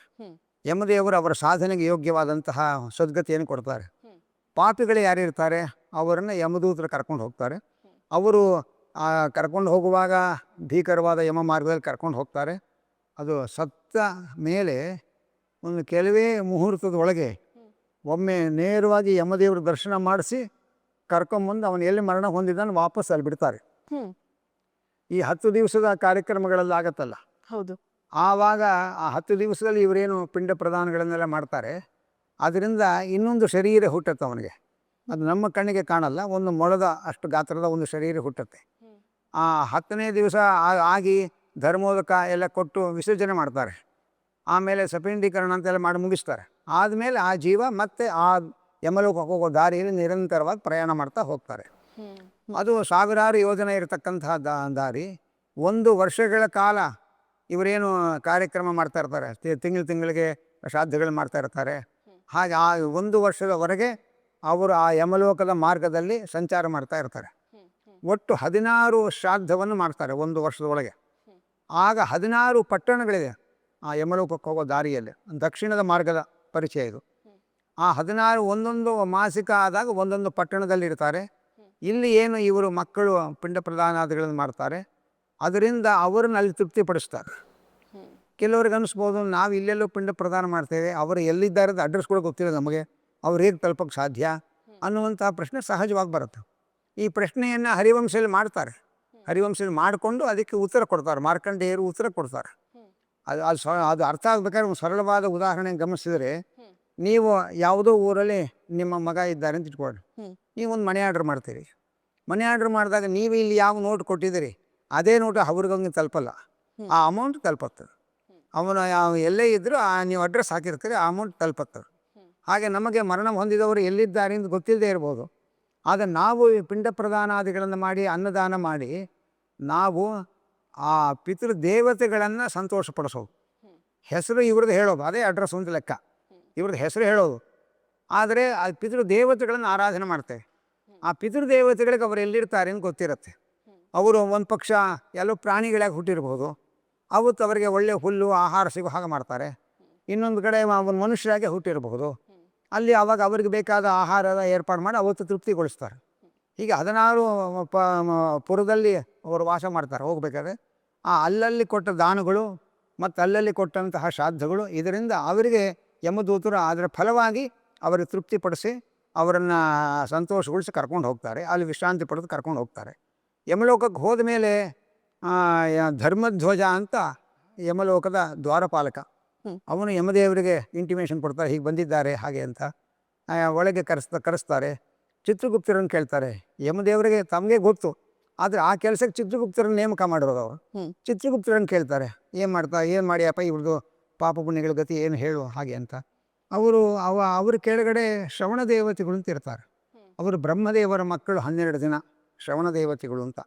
ಚಿತ್ರಗುಪ್ತರು ಅವ್ರನ್ನ ಕೇಳ್ತಾರೆ, ಇವ್ರ ಬಗ್ಗೆ ರಿಪೋರ್ಟ್ ಕೊಡಿ ಹಾಗೆ ಅಂತ. ಅವರು ನಾವು ಮಾಡಿರುವಂಥ ಎಲ್ಲ ಪಾಪ ಪುಣ್ಯಗಳನ್ನೆಲ್ಲ ಚಿತ್ರಗುಪ್ತರಿಗೆ ವರದಿ ಒಪ್ಪಿಸ್ತಾರೆ. ಚಿತ್ರಗುಪ್ತರು ಯಮದೇವರಿಗೆ ವರದಿ ಒಪ್ಪಿಸ್ತಾರೆ. ಅದಕ್ಕೆ ಶ್ರವಣಾರಾಧನೆ ಅಂತ ಮಾಡ್ತಾರೆ. ವೈಕುಂಠ ಸಮಾರಾಧನೆ ದಿವಸ ಶ್ರವಣಾರಾಧನೆ, ಆ ಶ್ರವಣ ದೇವತೆಗಳನ್ನು ಆರಾಧನೆ ಮಾಡೋದು. ಶ್ರವಣ ದೇವತೆಗಳು ನಮಗೆ ಕಣ್ಣಿಗೆ ಕಾಣಲ್ಲ. ಹಾಗಾಗಿ 12 ಜನ ಬ್ರಾಹ್ಮಣರಿಗೆ ದಾನ ಧರ್ಮಗಳನ್ನು ಕೊಟ್ಟು ಶ್ರವಣ ದೇವತೆಗಳು ಪ್ರೀತಿಯಾಗಲಿ ಅಂತ ಇಲ್ಲಿ ಶ್ರವಣಾರಾಧನೆ ಮಾಡ್ತಾರೆ. ಅದರಿಂದ ಅವರು ಪ್ರೀತರಾಗಿ ರಿಪೋರ್ಟ್ ಕೊಡಬೇಕಾದ್ರೆ ಸ್ವಲ್ಪ ಸೌಮ್ಯವಾಗಿ ರಿಪೋರ್ಟ್ ಕೊಡ್ತಾರೆ, ಕ್ಷಮಿಸ್ತಾರೆ. ಕೆಲವು ಪಾಪಗಳನ್ನು ಕ್ಷಮಿಸಿ ಸೌಮ್ಯವಾಗಿ ರಿಪೋರ್ಟ್ ಮಾಡ್ತಾರೆ. ಅದರ ಮೇಲಿಂದ ಯಮದೇವರು ಅವರಿಗೆ ಬೇಕಾದ ಪಾಪ ಪುಣ್ಯಗಳನ್ನು ಕೊಡ್ತಾರೆ, ಅಂದರೆ ನರಕಾದಿಗಳನ್ನು ಕೊಡ್ತಾರೆ. ಕೊಟ್ಟ ಮೇಲೆ ಮತ್ತೆ ಭೂಮಿಯಲ್ಲಿ ಹುಡ್ತಾರೆ. ಎಷ್ಟೋ ವರ್ಷ ನರಕವಾಸವನ್ನೆಲ್ಲ ಅನುಭವಿಸಿ ಮತ್ತೆ ಭೂಮಿಯಲ್ಲಿ ಹುಡ್ತಾರೆ. ಹುಟ್ಟಬೇಕಾದ್ರೆ ಮೊದಲು ಫುಲ್ಲು ಗಿಡ ಮರಗಳಾಗಿ ಹುಡ್ತಾರೆ, ಆಮೇಲೆ ಕ್ರಿಮಿಕೀಟ ಪಶು ಪಕ್ಷಿಗಳಾಗಿ ಹುಡ್ತಾರೆ, ಆಮೇಲೆ ಮನುಷ್ಯರಾಗಿ ಹುಡ್ತಾರೆ. ಆ ಮನುಷ್ಯರಾಗಿ ಹುಟ್ಟಿದಾಗ, ಹಿಂದೆ ಮನುಷ್ಯರಾಗಿ ಹುಟ್ಟಿದಾಗ ಏನು ಪಾಪ ಮಾಡಿದ್ದಾನೆ, ಏನು ಪುಣ್ಯ ಮಾಡಿದ್ದಾನೆ, ಅದರ ಕೆಲವು ಸಂಕೇತಗಳನ್ನು ಉಳಿಸಿರ್ತಾನೆ. ಅಂದರೆ ಇವಾಗ ಉದಾಹರಣೆಗೆ ಏನೋ ಅಂಗವೈಕಲ್ಯ ಇರುತ್ತೆ ನಮಗೆ, ಅಥವಾ ಅದು ಯಾರೋ ಇವಾಗ ಹಸುವನ್ನು ಮತ್ತೊಬ್ಬರನ್ನು ಕಾಲಿನಿಂದ ಒದ್ರೆ ಅವನು ಮತ್ತೆ ಮನುಷ್ಯನಾಗಿ ಹುಟ್ಟಿದಾಗ ಆ ಅಂಗವೈಕಲ್ಯವನ್ನು ತೋರಿಸ್ತಾನೆ ಪರಮಾತ್ಮ. ಆನಂತರ ಇನ್ನೊಂದೇನೋ ಅನ್ಯಾಯಗಳು ಮಾಡಿದ್ರೆ ಆ ಅನ್ಯಾಯದ ಚಿಹ್ನೆಯಾಗಿ ಕೆಲವು ರೋಗ ರುಜಿನಗಳು ಅಂಗವೈಕಲ್ಯಗಳು ಇದನ್ನೆಲ್ಲ ಮತ್ತೆ ಮನುಷ್ಯನಾಗಿ ಹುಟ್ಟಿದಾಗ ನಮ್ಮ ದೇಹದಲ್ಲಿ ಅದನ್ನು ಪ್ರಕಟಪಡಿಸ್ತಾನೆ. ಯಾಕೆ ಹೀಗೆ ಮಾಡ್ತಾನೆ? ನರಕನಲ್ಲೇ ಎಲ್ಲ ಅನುಭವಿಸಿ ಮುಗಿಸಿದ ಮೇಲೆ ಮತ್ತೆ ಯಾಕೆ ಅದರ ಚಿಹ್ನೆ ಉಳಿಸ್ತಾನೆ ಅಂತಂದರೆ, ಅದು ಇನ್ನೊಬ್ಬರನ್ನು ಯಾರು ನೋಡ್ತಾರೆ, ಒಬ್ಬ ಅಂಗವಿಕಲನನ್ನು ನಾವು ಕಂಡಾಗ ಇವನು ಯಾಕೆ ಅಂಗವಿಕಲನಾದ ಅನ್ನೋದನ್ನು ಯೋಚನೆ ಮಾಡಿದಾಗ ಶಾಸ್ತ್ರಗಳಲ್ಲಿ ಇಂಥ ಅಪರಾಧ ಮಾಡಿದ್ದರಿಂದ ಇಂಥ ಅಂಗವೈಕಲ್ಯ ಉಂಟಾಗಿದೆ ಅನ್ನುವ ವಿಚಾರ ಗೊತ್ತಾಗತ್ತೆ. ಓಹೋ, ನಾವು ಹೀಗೆ ಅನ್ಯಾಯ ಮಾಡಬಾರ್ದು, ನಾವು ತಪ್ಪು ಮಾಡಬಾರ್ದು, ನಾವು ತಪ್ಪು ಮಾಡೋದು ನಮಗೂ ಇಂಥ ಶಿಕ್ಷೆ ಆಗತ್ತೆ ಅನ್ನೋ ಎಚ್ಚರ ಉಳಿದವರಿಗೆ ಬರಬೇಕು ಅಂಥೇಳಿ ಆ ಚಿಹ್ನೆಯನ್ನು ಉಳಿಸ್ತಾರೆ. ಇಲ್ಲಿ ಪುಣ್ಯ ಮಾಡಿದರೆ ಒಳ್ಳೆಯ ಸಮೃದ್ಧವಾದ ಮನೆ ಮತ್ತು ಯೋಗ್ಯರಾದ ಹೆಂಡತಿ ಮಕ್ಕಳ ಪರಿವಾರ, ದಾನ ಧರ್ಮಗಳನ್ನು ಮಾಡಲಿಕ್ಕೆ ಅನುಕೂಲವಾಗುವಂತಹ ಪರಿವಾರಗಳನ್ನು ಕೊಡ್ತಾನೆ. ಇನ್ನಷ್ಟು ಪುಣ್ಯ ಸಂಪಾದನೆ ಮಾಡ್ಕೊಳ್ತಾರೆ ಅವರು. ನಾವೊಬ್ಬ ಶ್ರೀಮಂತರನ್ನು ನೋಡಿದಾಗ, ಒಳ್ಳೆಯ ಹೇಳಿದ ಮಾತು ಕೇಳ್ತಕ್ಕಂಥ ಸತಿಸುತರು ಇರತಕ್ಕಂಥ ಸಂಸಾರ ನೋಡಿದಾಗ ಇವರು ತುಂಬ ಪುಣ್ಯ ಮಾಡಿದ್ದಾರೆ, ಅದಕ್ಕೆ ಇಂಥ ಒಳ್ಳೆಯ ಪರಿವಾರ ಸಿಕ್ಕಿದೆ, ನಾನು ಅಂಥ ಪುಣ್ಯಕರ್ಮವನ್ನು ಮಾಡಿದ್ರೆ ನನಗೂ ಇನ್ನಷ್ಟು ಪುಣ್ಯ ಸಂಪಾದನೆ ಮಾಡೋಕ್ಕೆ ಬೇಕಾದಂಥ ವಾತಾವರಣ ದೇವರು ಕೊಡ್ತಾರೆ ಅಂತ ತಿಳ್ಕೊಳ್ಬೇಕು. ಹಾಗೆ ನಾಯಿ ನರಿಗಳನ್ನು ನೋಡ್ತೇವೆ, ಆ ನಾಯಿನ ನಾವು ನೋಡಿದಾಗ ಅದನ್ನು ಮುದ್ದಿಸ್ಕೊಳ್ತೇವೆ, ಮೊಬೈಲಲ್ಲಿ ಅದು ಫೋಟೋ ಹಾಕ್ಕೊಳ್ತೇವೆ, ಆದರೆ ಹೀಗೆಲ್ಲ ಆವೇಶಗಳು ಮಾಡ್ತೇವೆ ನಾವೀಗ. ಆದರೆ ಯಾಕೆ ಆ ನಾಯಿ ನರಿ ಜನ್ಮಗಳು ಕೊಡ್ತಾನೆ ಪರಮಾತ್ಮ ಅಂದರೆ, ಒಂದು ನಾಯಿಯನ್ನು ಒಂದು ಬೆಕ್ಕನ್ನು ನೋಡಿದಾಗ ನಾವು ವಿಮರ್ಶೆ ಮಾಡ್ಕೋಬೇಕಂತೆ, ಈ ಜೀವಕ್ಕೆ ಈ ನಾಯಿ ಜನ್ಮ, ಬೆಕ್ಕಿನ ಜನ್ಮ, ಕತ್ತೆ ಜನ್ಮ ಯಾಕೆ ಬಂತು? ಶಾಸ್ತ್ರದಲ್ಲಿ ಯಾವ ಪಾಪಕ್ಕಿಂತ ಜನ್ಮಗಳು ಬರುತ್ತೆ ಅಂತ ಹೇಳಿದ್ದಾರೆ. ಅದನ್ನು ಶಾಸ್ತ್ರವನ್ನು ಶ್ರವಣ ಮಾಡಬೇಕು. ಶ್ರವಣ ಮಾಡಿ ಓದಿ ತಿಳ್ಕೊಂಡಾಗ, ಓಹೋ, ನಾವು ಇಂಥ ಪಾಪವನ್ನು ಮಾಡಿದ್ರೆ ನಮಗೆ ಇಂಥ ನಾಯಿ ಜನ್ಮ, ನರಿ ಜನ್ಮ ಎಲ್ಲ ಬರುತ್ತೆ, ನಾವು ಮಾಡಬಾರ್ದು ಅಂತ ಕಾಶನ್ ಕೊಡೋದು, ಇನ್ನೊಬ್ಬರಿಗೆ ಎಚ್ಚರಿಕೆ ಕೊಡುವುದಕ್ಕೋಸ್ಕರ ಭಗವಂತ ಆ ಪಾಪದ ಶೇಷ ಉಳಿಸಿ ಪಶು ಪಕ್ಷಿಗಳ ಜನ್ಮಗಳನ್ನು ಕೊಡ್ತಾನೆ. ಮತ್ತು ಮನುಷ್ಯ ಜನ್ಮ ಬಂದಾಗ ಆ ಪಾಪದ ಚಿಹ್ನೆಯನ್ನು ದೇಹದಲ್ಲಿ ಉಳಿಸ್ತಾನೆ. ಅದು ಅವನಿಗೂ ಎಚ್ಚರ, ನಾನು ಇಂಥ ತಪ್ಪು ಮಾಡೋದು ನನಗೆ ಈಗ ಹೀಗಾಗಿದೆ, ನಾನು ಇನ್ನೊಂದು ಸರಿ ಹಾಗೆ ಮಾಡಬಾರ್ದು ಅಂತ ಅವನಿಗೂ ಎಚ್ಚರ, ನೋಡೋರಿಗೂ ಎಚ್ಚರ. ಇದು ಆ ಒಂದು ವ್ಯವಸ್ಥೆ ಇರೋದು ಅಂತ ಅನ್ನೋದನ್ನು ಪುರಾಣಗಳು ತಿಳಿಸ್ತಾರೆ. ಈಗ ನನ್ನ ಮನಸ್ಸಲ್ಲಿ 2 ಪ್ರಶ್ನೆಗಳು ಈ ವಿಚಾರ ಕೇಳುವಾಗ. ಒಂದೇನಂದ್ರೆ, ಮಕ್ಕಳು ಶ್ರಾದ್ದಾದಿಗಳನ್ನ ಮಾಡಿದಾಗ ಅವ್ರಿಗೆ ಸಲ್ಲಬೇಕಾಗಿರೋಂಥ ಅಂದರೆ ಏನು ಸೌಲಭ್ಯಗಳು ಯಮದೂತರು ಕೊಡಬೇಕು ಅಂತಿರುತ್ತೆ ಅದೆಲ್ಲ ಕೊಡ್ತಾರೆ. ಕೆಲವರು ಮಾಡೋದೇ ಇಲ್ಲ. ಅಂಥ ಸಂದರ್ಭದಲ್ಲಿ ಅಂಥವ್ರಿಗೆ ಏನಾಗುತ್ತೆ? ಆವಾಗ ಏನಾಗುತ್ತೆ ಅಂತಂದರೆ ಅವರು ಅಲ್ಲಿ ಕ್ಲೇಶ ಅನುಭವಿಸ್ತಾ ಇರ್ತಾರೆ. ಆ ಕ್ಲೇಶದ ಎಫೆಕ್ಟ್ ಏನಾಗುತ್ತೆ ಅಂದರೆ ಇಲ್ಲಿ ಮಕ್ಕಳಿಗೆ ಏಳಿಗೆ ಆಗ್ತಾ ಇರಲ್ಲ ಜೀವನದಲ್ಲಿ. ಬೈಕೊಳ್ತಾ ಏಳಿಗೆ ಆಗಲ್ಲ. ಅವ್ರಿಗೇನೋ ವಿದ್ಯಾವಂತರ ವಿದ್ಯಾಭ್ಯಾಸದ ತೊಡಕು, ಉದ್ಯೋಗದಲ್ಲಿ ತೊಡಕು, ಸಂಪಾದನೆ ಇಲ್ಲದೆ ಶ್ರಮ ಪಡೋದು, ಇಂಥ ಎಲ್ಲ ರಗಳೆಗಳಾಗತ್ತೆ. ಆಗ ಎಲ್ಲೋ ಹೋಗಿ ಕೇಳ್ತಾರೆ, ನಮ್ಮ ಮಗನಿಗೆ ಏಳಿಗೆ ಆಗ್ತಾಯಿಲ್ಲ ನೋಡಿ ಹಾಗೆ ಅಂತ. ನಿಮ್ಗೆ ಪಿತೃದೋಷ ಇದೆ ಅಂತ ಅಂತಾರೆ. ಪಿತೃದೋಷ ಅಂದರೆ ಏನರ್ಥ? ಇಲ್ಲಿ ಶ್ರಾದ್ದಾದಿಗಳನ್ನು ಏನೂ ಮಾಡದೆ ಆ ಪಿತೃಗಳಿಗೆ ಸದ್ಗತಿ ಆಗದೆ ಅವರು ದುಃಖ ಪಡ್ತಾ ಇರ್ತಾರೆ. ಅಲ್ಲ, ಅವ್ರು ನಮಗೆ ಕೇಡು ಮಾಡಬೇಕು, ನಮ್ಮ ಅಪ್ಪ ಅಮ್ಮ ಯಾರೋ ಮಾಡಿ ತೊಂದರೆ ಮಾಡೋದಕ್ಕೆ ನಮಗೆ ಯಾಕೆ ತೊಂದರೆ ಕೊಡಬೇಕು ಅಂತ ಸಹಜವಾಗಿ ಅನಿಸುತ್ತೆ. ಅದು ಯಾಕೆ ಅಂದರೆ ಆ ತೊಂದರೆ ಕೊಡೋ ಉದ್ದೇಶ ಇವರಾದರೂ ನನಗೆ ಸರಿ ಶ್ರಾದ್ದಾದಿಗಳನ್ನು ಮಾಡಿ ಸದ್ಗತಿ ಕೊಡಲಿ, ನನಗೆ ನಾನು ಅತಂತ್ರನಾಗಿ ಓದಾಡ್ತಾ ಇದ್ದೇನೆ. ಆ ಹಿಂಸೆಯನ್ನು ಮಕ್ಕಳು ಮೊಮ್ಮಕ್ಕಳು ಯಾರಿದ್ದಾರೆ ಅವರಿಗೆ ದೋಷ ಬಂದಾಗ ಅವರು ಹೋಗ್ತಾರೆ, ಈ ಏನೋ ಪರಿಹಾರ ಮಾಡ್ತಾರೆ. ಗೋಕರ್ಣದಲ್ಲಿ ಹೋಗಿ ಶ್ರಾದ್ದ ಮಾಡಿ ಅಂತಾರೆ, ಇನ್ನೊಂದೆಲ್ಲೋ ರಾಮೇಶ್ವರ ಹೋಗಿ ಶ್ರಾದ್ದ ಮಾಡಿ ಅಂತಂತಾರೆ.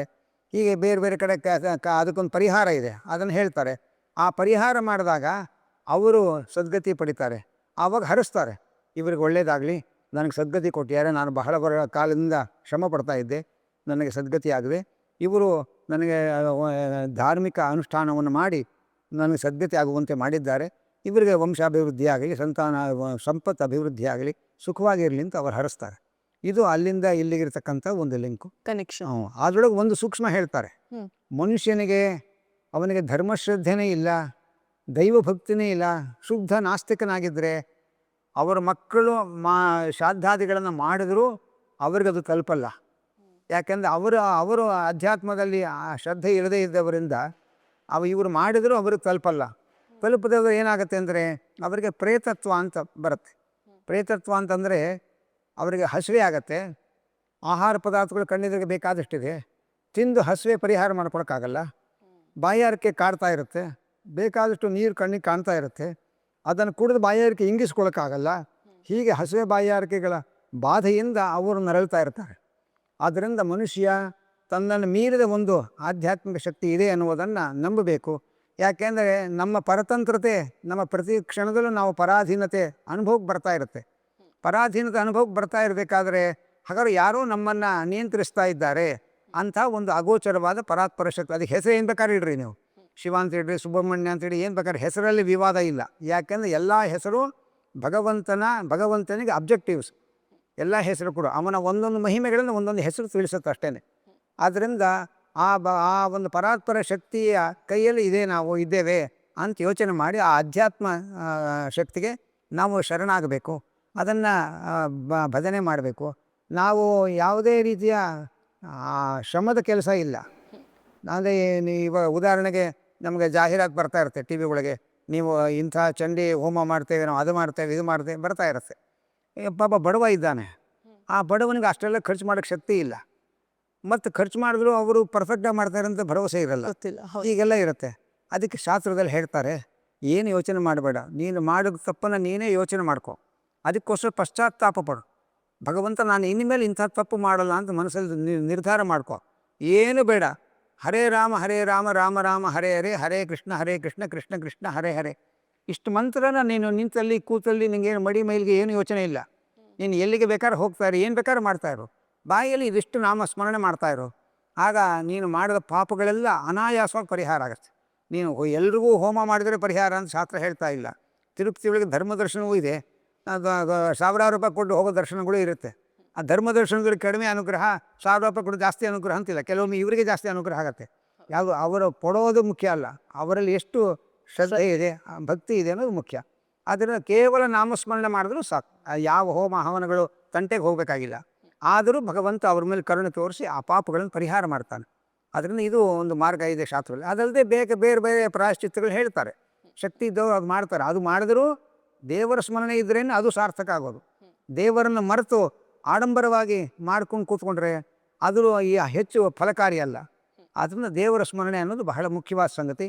ಅದರಿಂದ ನಾವು ಮಾಡಿದ ಪಾಪಗಳು ತಿಳಿದು ಮಾಡ್ತೇವೆ, ತಿಳಿಯದೇ ಮಾಡ್ತೇವೆ. ಅದೆಲ್ಲ ಪಾಪಗಳನ್ನು ಕಳ್ಕೊಳ್ಳೋಕ್ಕಿರ್ತಕ್ಕಂಥ ಒಂದೇ ಒಂದು ಮಾರ್ಗ ಅಂದರೆ ಭಕ್ತಿಯಿಂದ ಹರಿನಾಮ ಸ್ಮರಣೆ ಅನ್ನುವುದನ್ನು ಹೇಳ್ತಾರೆ. ನನ್ನ ಮತ್ತೊಂದು ಪ್ರಶ್ನೆ ಆಚಾರ್ಯರೇ, ಹಿಂಗ್ ತಾವು ಹೇಳಿದ್ರಿ ಶ್ರಾದ್ದದ ಒಂದು ಪದ್ಧತಿ ಅಥವಾ 16 ದಿನ ಊರುಗಳು ಅಥವಾ ಒಂದು ವರ್ಷದ ತನಕ ಇದೆಲ್ಲ ನಡೆಯುತ್ತೆ ಅಂತ. ಇದು ಒಂದು ಪಂಗಡ ಅಥವಾ ಒಂದು ಧರ್ಮದವ್ರು ಆಚರಿಸುವಂಥ ಪದ್ಧತಿ. ಈಗ ಬೇರೆ ಧರ್ಮಗಳಲ್ಲಿ ಇದಿಲ್ಲದೆ ಹೋಗ್ಬೋದು. ಅವರಿಗೆಲ್ಲ ಹೇಗಾಗತ್ತೆ ಅಂತ? ಅಂದರೆ ಸಾಮಾನ್ಯವಾಗಿ ಹಿಂದೂಗಳಲ್ಲಿ ಎಲ್ಲ ವರ್ಗದವ್ರಿಗೆ ಅವರದೇ ಆದಂಥ ಒಂದು ಆಚರಣೆ ಇದೆ. ಶ್ರಾದ್ದ ಅಂತಲೇ ಮಾಡದೆ ಹೋದರೂ ಕೂಡ ಎಡೆ ಇಡೋದು ಅಂತ ಅಂತಾರೆ ಕೆಲವು ಕಡೆ. ಹಾಗೆ ಅವರವರದೇ ಆದಂಥ ಒಂದು ಸಂಪ್ರದಾಯ ಇದೆ. ಹಿರಿಯರ ಹೆಸರಿನಲ್ಲಿ ಅನ್ನದಾನ ಮಾಡೋದು, ಅದು ಕೂಡ ಶಾಸ್ತ್ರ ಹೇಳ್ತಾರೆ. ಅವತ್ತಿನ ದಿವಸ ಅನೇಕ ಜನರಿಗೆ ಅನ್ನದಾನ ಮಾಡೋದು, ಬಡವರಿಗೆ ಅನ್ನದಾನ ಮಾಡೋದು, ಅದು ಕೂಡ ಶ್ರಾದ್ದದ ಪ್ರತಿನಿಧಿಯಾಗಿ ಅವರಿಗೆ ತೃಪ್ತಿ ಕೊಡುತ್ತೆ. ಹಸುಗಳಿಗೆ ಹೋಗಿ ಗೋಗ್ರಾಸ ಕೊಡೋದು, ಅದು ಕೂಡ ಅವರಿಗೆ ತೃಪ್ತಿ ಕೊಡುತ್ತೆ. ಹೀಗೆ ಶ್ರಾದ್ದದ ಒಂದು ವ್ಯವಸ್ಥೆ ಒಂದು ಚೌಕಟ್ಟಿಗಿರ್ಬೋದು. ಅದಲ್ಲದೆ ಹೋದರೂ ಕೂಡ ಗೋಗ್ರಾಸ ಕೊಡೋ, ಹಸುವಿಗೆ ಫುಲ್ ಹಾಕಿ ಅವತ್ತು ಹಸುವನ್ನು ಸಂತೋಷಪಡಿಸೋದು, ಅನ್ನದಾನ ಮಾಡೋದು ವಿಶೇಷವಾಗಿ, ಅದು ಕೂಡ ಅವರಿಗೆ ತೃಪ್ತಿಗೆ ಕಾರಣ ಆಗುತ್ತೆ. ಆಮೇಲೆ ರಾಮಾಯಣದ ಒಂದು ರೋಚಕವಾದ ಪ್ರಸಂಗ ಬರುತ್ತೆ. ರಾಮಾಯಣದಲ್ಲಿ ರಾಮ ಲಕ್ಷ್ಮಣರು ಸೀತೆ ಕಾಡಿಗೆ ಇರ್ತಾರೆ. ಆಗ ಲಕ್ಷ್ಮಣ ಪ್ರತಿನಿತ್ಯ ಕಾಡಲ್ಲಿ ಓಡಾಡಿ ರಾಮದೇವರಿಗೆ ಆಹಾರವನ್ನು ತಂದು ಕೊಡ್ತಾ ಇರ್ತಾರೆ ಸೀತಾರಾಮರಿಗೆ. ಒಂದು ದಿವಸ ಕಾಡೆಲ್ಲ ಹುಡುಕಾಡಿದ್ರು ಏನೂ ಆಹಾರ ಸಿಗಲ್ಲ. ಅವನಿಗೆ ಇವತ್ತು ನಮ್ಮ ಅಣ್ಣ ಅತ್ತಿಗೆಗೆ ಏನು ಆಹಾರ ಕೊಡಲಿಕ್ಕೆ ಏನು ಸಿಗಲಿಲ್ವಲ್ಲ ಅಂತ ಮನಸ್ಸು ಬಹಳ ಮುದುರಿಕೊಂಡು ತಲೆ ಕೆಳಗೆ ಹಾಕಿ ಸಪ್ಪೆಯಾಗಿ ನಿಂತ್ಕೋತಾನೆ. ರಾಮದೇವರು ಕೇಳ್ತಾರೆ, ಯಾಕಪ್ಪ, ಯಾಕೆ ಇವತ್ತು ಮುಖ ಹೀಗಾಗಿದೆ, ಏನು? ಇಲ್ಲಣ್ಣ, ನಾನು ಎಲ್ಲ ಕಡೆ ಹುಡುಕಾಡಿದೆ, ಇವತ್ತು ನಿಮಗೆ ತಂದು ಕೊಡೋಕ್ಕೆ ಏನೂ ಆಹಾರ ಸಿಗಲಿಲ್ಲ, ಒಂದು ಹಣ್ಣು ಹಂಪಲು ಯಾವುದೂ ಸಿಗಲಿಲ್ಲ, ಹೀಗಾಗಿದೆ ನನಗೆ. ರಾಮದೇವರು ನಕ್ಬಿಡ್ತಾರೆ, ಅದಕ್ಕೆ ಯಾಕೆ ಯೋಚನೆ ಮಾಡ್ತೀವಿ, ಯಾವುದೋ ಜನ್ಮಾಂತರದ ಮಕ್ಕಳು ಇವತ್ತು ಶ್ರಾದ್ದ ಮಾಡಿಲ್ಲ ನಮಗೆ, ಅದಕ್ಕೆ ನಮಗೆ ಇವತ್ತು ಆಹಾರ ತಲುಪಿಲ್ಲ. ಹಾಗೆ ಅಂತ ರಾಮದೇವರು ಹೇಳೋ ಸಂಗತಿ ವಾಲ್ಮೀಕಿಗಳು ಹೇಳ್ತಾರೆ. ಅಂದರೆ ಇವತ್ತು ನಾವು ಮಾಡುವ ಊಟದಲ್ಲಿ ಅದೂ ಒಂದು ಕಾರಣ. ಅಥವಾ ಯಾವುದೋ ಜನ್ಮದ ಮಕ್ಕಳು ಅವತ್ತು ಶ್ರಾದ್ದ ಮಾಡಿದರೆ ಅದರ ಫಲವಾಗಿ ಇವತ್ತು ನಮಗೆ ಊಟ ಸಿಗುತ್ತೆ ಅನ್ನೋದನ್ನು ವಾಲ್ಮೀಕಿ ರಾಮಾಯಣದ ರಾಮದೇವರೇ ಸ್ವತಃ ಹೇಳ್ತಾರೆ. ಇವತ್ತು ರಾಮದೇವರಿಗೆ ಯಾವ ವಂಶ ಯಾವ ಶ್ರಾದ್ದ ಇದೆ ಅದೇನಿಲ್ಲ. ಅದೇ ರಾಮದೇವರು ಹೇಳೋ ಮಾತು ನಮಗೆ ತಿಳುವಳಿಕೆ ಬರೋಕ್ಕೋಸ್ಕರ, ಯಾವುದೋ ವಂಶದ ಜನ್ಮದ ಮಕ್ಕಳು ಇವತ್ತು ನಮಗೆ ಶ್ರಾದ್ದ ಹಾಕಿಲ್ಲ, ಹಾಗಾಗಿ ಇವತ್ತು ನಮಗೇನು ಆಹಾರ ಸಿಕ್ಕಿಲ್ಲ, ಯೋಚನೆ ಮಾಡಬೇಡ ಅಂತ ರಾಮದೇವರು ಲಕ್ಷ್ಮಣನ ಸಂತೈಸುವಂತಹ ಸಂದರ್ಭ ವಾಲ್ಮೀಕಿ ರಾಮಾಯಣದಲ್ಲಿ ಬರುತ್ತೆ. ಹಿಂದೆ ಒಮ್ಮೆ ನಾನು ನಮ್ಮ ಅನಂತಕೃಷ್ಣ ಆಚಾರ್ಯರೊಟ್ಟಿಗೆ ಗರುಡ ಪುರಾಣ ಹಾಗೆಯೇ ಪಿತೃಪಕ್ಷ ವಿಶೇಷ ಒಂದು ಎಪಿಸೋಡ್ ಮಾಡಿದ್ವಿ. ಬಹಳಷ್ಟು ಪ್ರಸಿದ್ಧಿ ಆಯಿತು ಎಪಿಸೋಡ್. ಹಾಗೆ ತುಂಬ ಜನ ಕಾಮೆಂಟ್ಸಲ್ಲಿ ಒಂದಷ್ಟು ಪ್ರಶ್ನೆಗಳನ್ನು ಕೂಡ ಈ ವಿಚಾರವಾಗಿ ಕೇಳಿದ್ರು. ಶ್ರಾದ್ದದ ಬಗ್ಗೆ ಮಾತಾಡ್ತಿರೋದ್ರಿಂದ ಅದರಲ್ಲಿ ಒಂದೆರಡು ಪ್ರಶ್ನೆ ನನ್ನ ಮನಸ್ಸಲ್ಲಿ ನೆನಪಾಯ್ತು. ಈಗ ತಮ್ಮನ್ನು ಕೇಳೋದ್ರ ಅದಕ್ಕೇನಾದ್ರು ಉತ್ತರ ಸಿಗ್ಬೋದಾ ಅಂತ ಜನಗಳು ಕೇಳಿದಂಥ ಪ್ರಶ್ನೆ ಇದು. ಸಾಮಾನ್ಯವಾಗಿ ಗಂಡು ಮಕ್ಕಳು ಶ್ರಾದ್ದವನ್ನು ಮಾಡ್ತಾರೆ. ಗಂಡು ಮಕ್ಕಳು ಇಲ್ಲದೆ ಇರುವಂಥ ಸಂದರ್ಭದಲ್ಲಿ ಹೆಣ್ಣು ಮಕ್ಕಳಿಗೆ ಮಾಡ್ಬೋದಾ ಅದು, ಅಥವಾ ಈಗ ಮಕ್ಕಳೇ ಇರೋದಿಲ್ಲ ಆಗ ಹೆಂಡತಿ ಗಂಡನಿಗೆ ಅಥವಾ ಗಂಡ ಹೆಂಡತಿಗೆ ಈ ಥರ ಏನು ಮಾಡಬೇಕು ಅನ್ನೋ ಪ್ರಶ್ನೆ ಸುಮಾರು ಜನ ಕೇಳಿದ್ರು. ತಮ್ಮಿಂದ ಅದಕ್ಕೆ ಉತ್ತರ ಸಿಗೋದಾದ್ರೆ? ಗರುಡ ಪುರಾಣದಲ್ಲಿ ಈ ಪ್ರಶ್ನೆ ಕೇಳ್ತಾರೆ, ಗರುಡದೇವರೇ ಪ್ರಶ್ನೆ ಕೇಳ್ತಾರೆ, ಗಂಡು ಮಕ್ಕಳು ಇಲ್ಲದೇ ಇದ್ದಾಗ ಶ್ರಾದ್ದ ಹೇಗೆ ನಡೆಸೋದು, ಯಾರು ಮಾಡಬೇಕು? ಅದಕ್ಕೆ ಒಂದು ಮಾತು ಹೇಳ್ತಾರೆ, ಮಕ್ಕಳಿಲ್ಲದೆ ಹೋದರೆ ಗಂಡ ಮರಣ ಹೊಂದಿದರೆ ಹೆಂಡತಿಯೇ ಮಾಡ್ಬೋದು. ಅಕಸ್ಮಾತ್ ಹೆಂಡತಿಗೆ ಮಾಡಲಿ ವಯಸ್ಸಾಗಿರುತ್ತೆ, ಪಾಪ ಮಾಡಲಿಕ್ಕಾಗಲಿಲ್ಲ, ಆ ಗಂಡನ ಅಣ್ಣ ತಮ್ಮಂದರಿಗೆ ಅಧಿಕಾರ ಇದೆ. ಗಂಡನ ಅಣ್ಣ ತಮ್ಮಂದರು ಮಾಡ್ಬೋದು, ಅಣ್ಣ ತಮ್ಮಂದರ ಮಕ್ಕಳು ಮಾಡಬಹುದು. ಅಲ್ಲೊಂದು ಮಾತು ಹೇಳ್ತಾರೆ, 4 ಜನ ಅಣ್ಣ ತಮ್ಮಂದಿರಿದ್ದರೆ 4 ಜನರಲ್ಲಿ ಯಾರಿಗಾರು ಒಬ್ಬರಿಗೆ ಗಂಡು ಮಗ ಇದ್ದರೂ ಕೂಡ 4 ಜನರು ಮಕ್ಕಳು ಇರೋರು ಅಂತಲೇ ಕನ್ಸಿಡರ್ ಮಾಡಬೇಕು. ಮಕ್ಕಳಿದೆ, ಯಾಕಂದರೆ ಆ ಮಗುವಿಗೆ ಇವರು ಚಿಕ್ಕಪ್ಪ ದೊಡ್ಡಪ್ಪ ಅಂತ ಕರಿತೇವಲ್ಲ ನಾವು. ಅಂದಮೇಲೆ 4 ಅಣ್ಣ ತಮ್ಮಂದರಲ್ಲಿ ಯಾರಿಗಾದ್ರೂ ಒಬ್ಬರಿಗೆ ಮಕ್ಕಳಿದ್ರು ಕೂಡ ಎಲ್ಲ ಅಣ್ಣ ತಮ್ಮಂದರು ಮಕ್ಕಳು ಇರೋರು ಅಂತಲೇ ಕನ್ಸಿಡರ್ ಆಗ್ತಾರೆ, ಮಕ್ಕಳು ಇಲ್ಲದಿದ್ದವರು ಅಂತ ಅನ್ಸ್ಕೊಳ್ಳಲ್ಲ ಅವರು. ಹಾಗೆ ಒಬ್ಬರು ಅನೇಕ ಜನ ವಿವಾಹ ಮಾಡ್ಕೊಂಡಿರ್ತಾರೆ, ಯೋಗ್ಯವಾದ ರೀತಿಯ ವಿವಾಹ. ಅಥವಾ ಹಾಗೆ ಮಾಡಿಕೊಂಡಾಗ ಒಬ್ಬಳಲ್ಲಿ ಮಕ್ಕಳಾದರೂ ಕೂಡ ಎಲ್ಲ ಹೆಂಡತಿಯರು ಮಕ್ಕಳು ಇರೋ ಅಂತಲೇ ಕನ್ಸಿಡರ್. ಹಾಗಾಗಿ ಅವನಿಗೆ ಅಧಿಕಾರ ಇರುತ್ತೆ. ಆನಂತರ ಮಿತ್ರರು ಇದ್ದರೆ ಮಿತ್ರರು ತನ್ನ ಮಿತ್ರರಿಗೋಸ್ಕರ ಎಲ್ಲ ಶ್ರಾದ್ದಾದಿಗಳನ್ನೆಲ್ಲ ಮಾಡಬಹುದು. ಬಂದು 10 ದಿವಸದ ದಾಯಾದಿಗಳಿರ್ತಾರೆ, ಅವರಲ್ಲಿ ಯಾರು ಬೇಕಾದರೂ ಪಿಂಡ ಶ್ರಾದ್ದಾದಿಗಳನ್ನು ಮಾಡ್ಬೋದು ಅವ್ರಿಗೆ ಒಳ್ಳೆಯದಾಗಲಿ ಅಂತ. ಅಕಸ್ಮಾತ್ ಯಾರೂ ಇಲ್ಲ, ಸರ್ವಾಭಾವೇ ಪುರೋಹಿತರು ಇಂಥವರೊಬ್ಬರು ಮರಣ ಹೊಂದಿದ್ದಾರೆ, ಅವ್ರಿಗೆ ಯಾರೂ ಕಾರ್ಯನೇ ಮಾಡೋರಿಲ್ಲ ಅಂತಾದರೆ ಪುರೋಹಿತರು ಅವರಿಗೋಸ್ಕರ ಕಾರ್ಯವನ್ನು ಮಾಡ್ಬೋದು. ಅಲ್ಲ, ಸಂಬಂಧವೇ ಇಲ್ಲ, ಯಾರೋ ಅನಾಥರವರು, ಮತ್ತು ಇವ್ರಿಗೇನು ಉಪಯೋಗ ಅಂತಂದರೆ ಅನಾಥ ಪ್ರೇತ ಸಂಸ್ಕಾರಾತ್ ಕೋಟಿ ಯಜ್ಞ ಫಲಂ ಲಭೇತ್ ಅಂತ. ಅನಾಥರಿಗೆ ಉತ್ತರ ಕ್ರಿಯೆ ಮಾಡಿ ಅವರಿಗೆ ಸದ್ಗತಿಯಾಗಲಿ ಶ್ರಾದ್ದಾದಿಗಳನ್ನು ಮಾಡಿದ್ರೆ ಕೋಟಿ ಯಜ್ಞ ಮಾಡಿದ ಫಲ ಬರುತ್ತೆ ಅಂತ ಶಾಸ್ತ್ರದಲ್ಲಿ ಹೇಳ್ತಾರೆ. ಮತ್ತು ಅದು ಮಹಾಪುಣ್ಯದ ಕೆಲಸ. ಅನಾಥರು ಮರಣ ಹೊಂದಿದಾಗ ಅನಾಥರಾಗಿದ್ದರೆ ಅವರಿಗೆ ಸದ್ಗತಿ ಆಗಲಿ ಅಂತ ಹೇಳಿ ಉತ್ತರ ಕ್ರಿಯಾದಿಗಳನ್ನೆಲ್ಲ ಮಾಡಿ ಶ್ರಾದ್ದಾದಿಗಳನ್ನೆಲ್ಲ ಮಾಡಿ ಒಂದು ವರ್ಷದ ಕಾರ್ಯಕ್ರಮ ಪೂರ್ತಿ ಮಾಡಿ ಮುಗಿಸಿದರೆ ತುಂಬ ಪುಣ್ಯ ಬರುತ್ತೆ. ದೇವರು ಬಹಳ ಸಂತೋಷ ಪಡ್ತಾನೆ. ಅದು ಬಹಳ ಪುಣ್ಯ ಕಾರ್ಯ ಅಂತ ಗರುಡ ಪುರಾಣದಲ್ಲಿ ಆ ಮಾತು ಬರುತ್ತೆ. ಹಾಗಾಗಿ ಇನ್ನೊಂದೇನೆಂದರೆ, ಅಕಸ್ಮಾತ್ ಈ ಜನ್ಮದಲ್ಲಿ ಪುತ್ರ ಸಂತಾನ ಯೋಗ ಇದ್ದು ಏನಾದರೂ ದೋಷಗಳು ಅದಕ್ಕೆ ಪ್ರತಿಬಂಧಕವಾಗಿ ಸಂತಾನ ಆಗದೇ ಇದ್ದಾಗ ಅದಕ್ಕೆ ಆ ದೋಷ ಪರಿಹಾರಕ್ಕೆ ಕೆಲವು ಮಾರ್ಗಗಳು ಹೇಳ್ತಾರೆ. ನಾವು ಅಶ್ವತ್ಥ ಪ್ರದಕ್ಷಿಣೆ ಅಂತ ಕೇಳಿದ್ದೇವೆ. ಮತ್ತು ಹರಿವಂಶ ಕಥೆಯನ್ನು ಶ್ರವಣ ಮಾಡೋದು, ಹರಿವಂಶವನ್ನು ಓದಿಸಿ ಶ್ರವಣ ಮಾಡೋದು, ಶತಚಂಡಿ ಹೋಮವನ್ನು ಮಾಡೋದು, ಶಿವನ ಆರಾಧನೆ ಮಾಡೋದು, ಇದೆಲ್ಲ ನಮಗೆ ಸಂತಾನ ಯೋಗ ಇದ್ದು ಅದಕ್ಕೇನಾದರೂ ಪ್ರತಿಬಂಧಕ ದೋಷ ಇದ್ದರೆ ಅದು ದೋಷ ಪರಿಹಾರ ಮಾಡ್ಕೊಳ್ಳೋಕ್ಕೆ ಮಾರ್ಗಗಳು. ಹಾಗೆ ಮಾಡಿಕೊಂಡಾಗ ಪುತ್ರ ಸಂತಾನ ಆದರೆ ನಮಗೊಬ್ಬ ಜವಾಬ್ದಾರಿ ಇರ್ತಾನೆ. ನಮ್ಮ ನಂತರದಲ್ಲಿ ಮಾಡೋದಕ್ಕೆ ಒಬ್ಬ ಜವಾಬ್ದಾರಿ ಇರ್ತಾನೆ. ಅವನು ತಂದೆ ಕೂಡಿಟ್ಟ ಆಸ್ತಿಯಲ್ಲಿ ಆಸೆ ಪಡದೆ ನಮ್ಮ ತಂದೆಗೆ ಸದ್ಗತಿಯಾಗಲಿ ಅಂಥೇಳಿ ತಂದೆ ಹಾಸಿಗೆ ಹಿಡಿದಾಗಲೂ ತಂದೆಯ ಕೈಯಲ್ಲಿ ಬೇಕಾದಷ್ಟು ದಾನ ಧರ್ಮಗಳನ್ನು ಮಾಡಿಸಿದರೆ ಅದು ಇವನ ಮಕ್ಕಳು ಮೊಮ್ಮಕ್ಕಳು ಅಭಿವೃದ್ಧಿ ಆಗ್ತಾರೆ ಅದರಿಂದ ಅನ್ನುವಂಥ ಮಾತನ್ನು ಹೇಳ್ತಾರೆ. ಹಾಗಾಗಿ ಅದಕ್ಕೋಸ್ಕರ ಇನ್ನೊಂದು ಮಾತು ಕೊಡ್ತಾರೆ, ಮುಂದೆ ಏನಾಗುತ್ತೋ ಗೊತ್ತಿಲ್ಲ, ನೀವು ಆರೋಗ್ಯವಾಗಿರಬೇಕಾದ್ರೇ ನಿಮ್ಮ ದುಡ್ಡು ಕಾಸನ್ನು ನೀವೇ ಖರ್ಚು ಮಾಡುವಂಥ ಸ್ವಾತಂತ್ರ್ಯ ಇರುವಾಗಲೇ ಉತ್ತರ ಕ್ರಿಯೆಯಲ್ಲಿ ಮಾಡಬೇಕಾದ ದಾನ ಧರ್ಮಗಳಿದೆಲ್ಲ ಅದನ್ನು ನೀವೇ ನಿಮ್ಮ ಕೈಯಾರೆ ದಾನ ಕೊಟ್ಕೋಬೋದು. ಆರೋಗ್ಯವಾಗಿದ್ದಾಗಲೇ ಮರಣೋತ್ತರಲ್ಲಿ ಕೊಡಬೇಕಾದ ದಾನಗಳನ್ನು ನಾವೇ ಕೈಯಾರೆ ಕೈ ಎತ್ತಿ ದಾನ ಮಾಡ್ಬೋದು. ಆವಾಗ ಕೊಡದೇ ಹೋದರೂ ಕೂಡ ಇವಾಗ ನಾವೇ ಕೊಟ್ಟಿರ್ತೀವಲ್ಲ ಅದು ನಮಗೆ ಲೋಕಾಂತರಕ್ಕೆ ಸಿಗತ್ತೆ.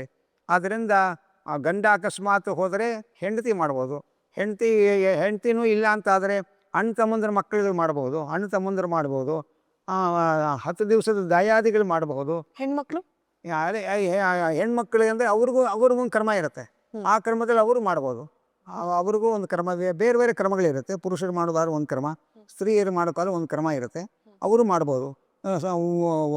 ದಕ್ಷಿಣ ಕನ್ನಡದ ಪದ್ಧತಿಯಲ್ಲಿ ತಂದೆ ಶ್ರಾದ್ದ ಆದಾಗ ಮಕ್ಕಳು ಪಿಂಡ ಪ್ರದಾನ ಮಾಡಿ ಶ್ರಾದ್ದ ಮಾಡ್ತಾರೆ.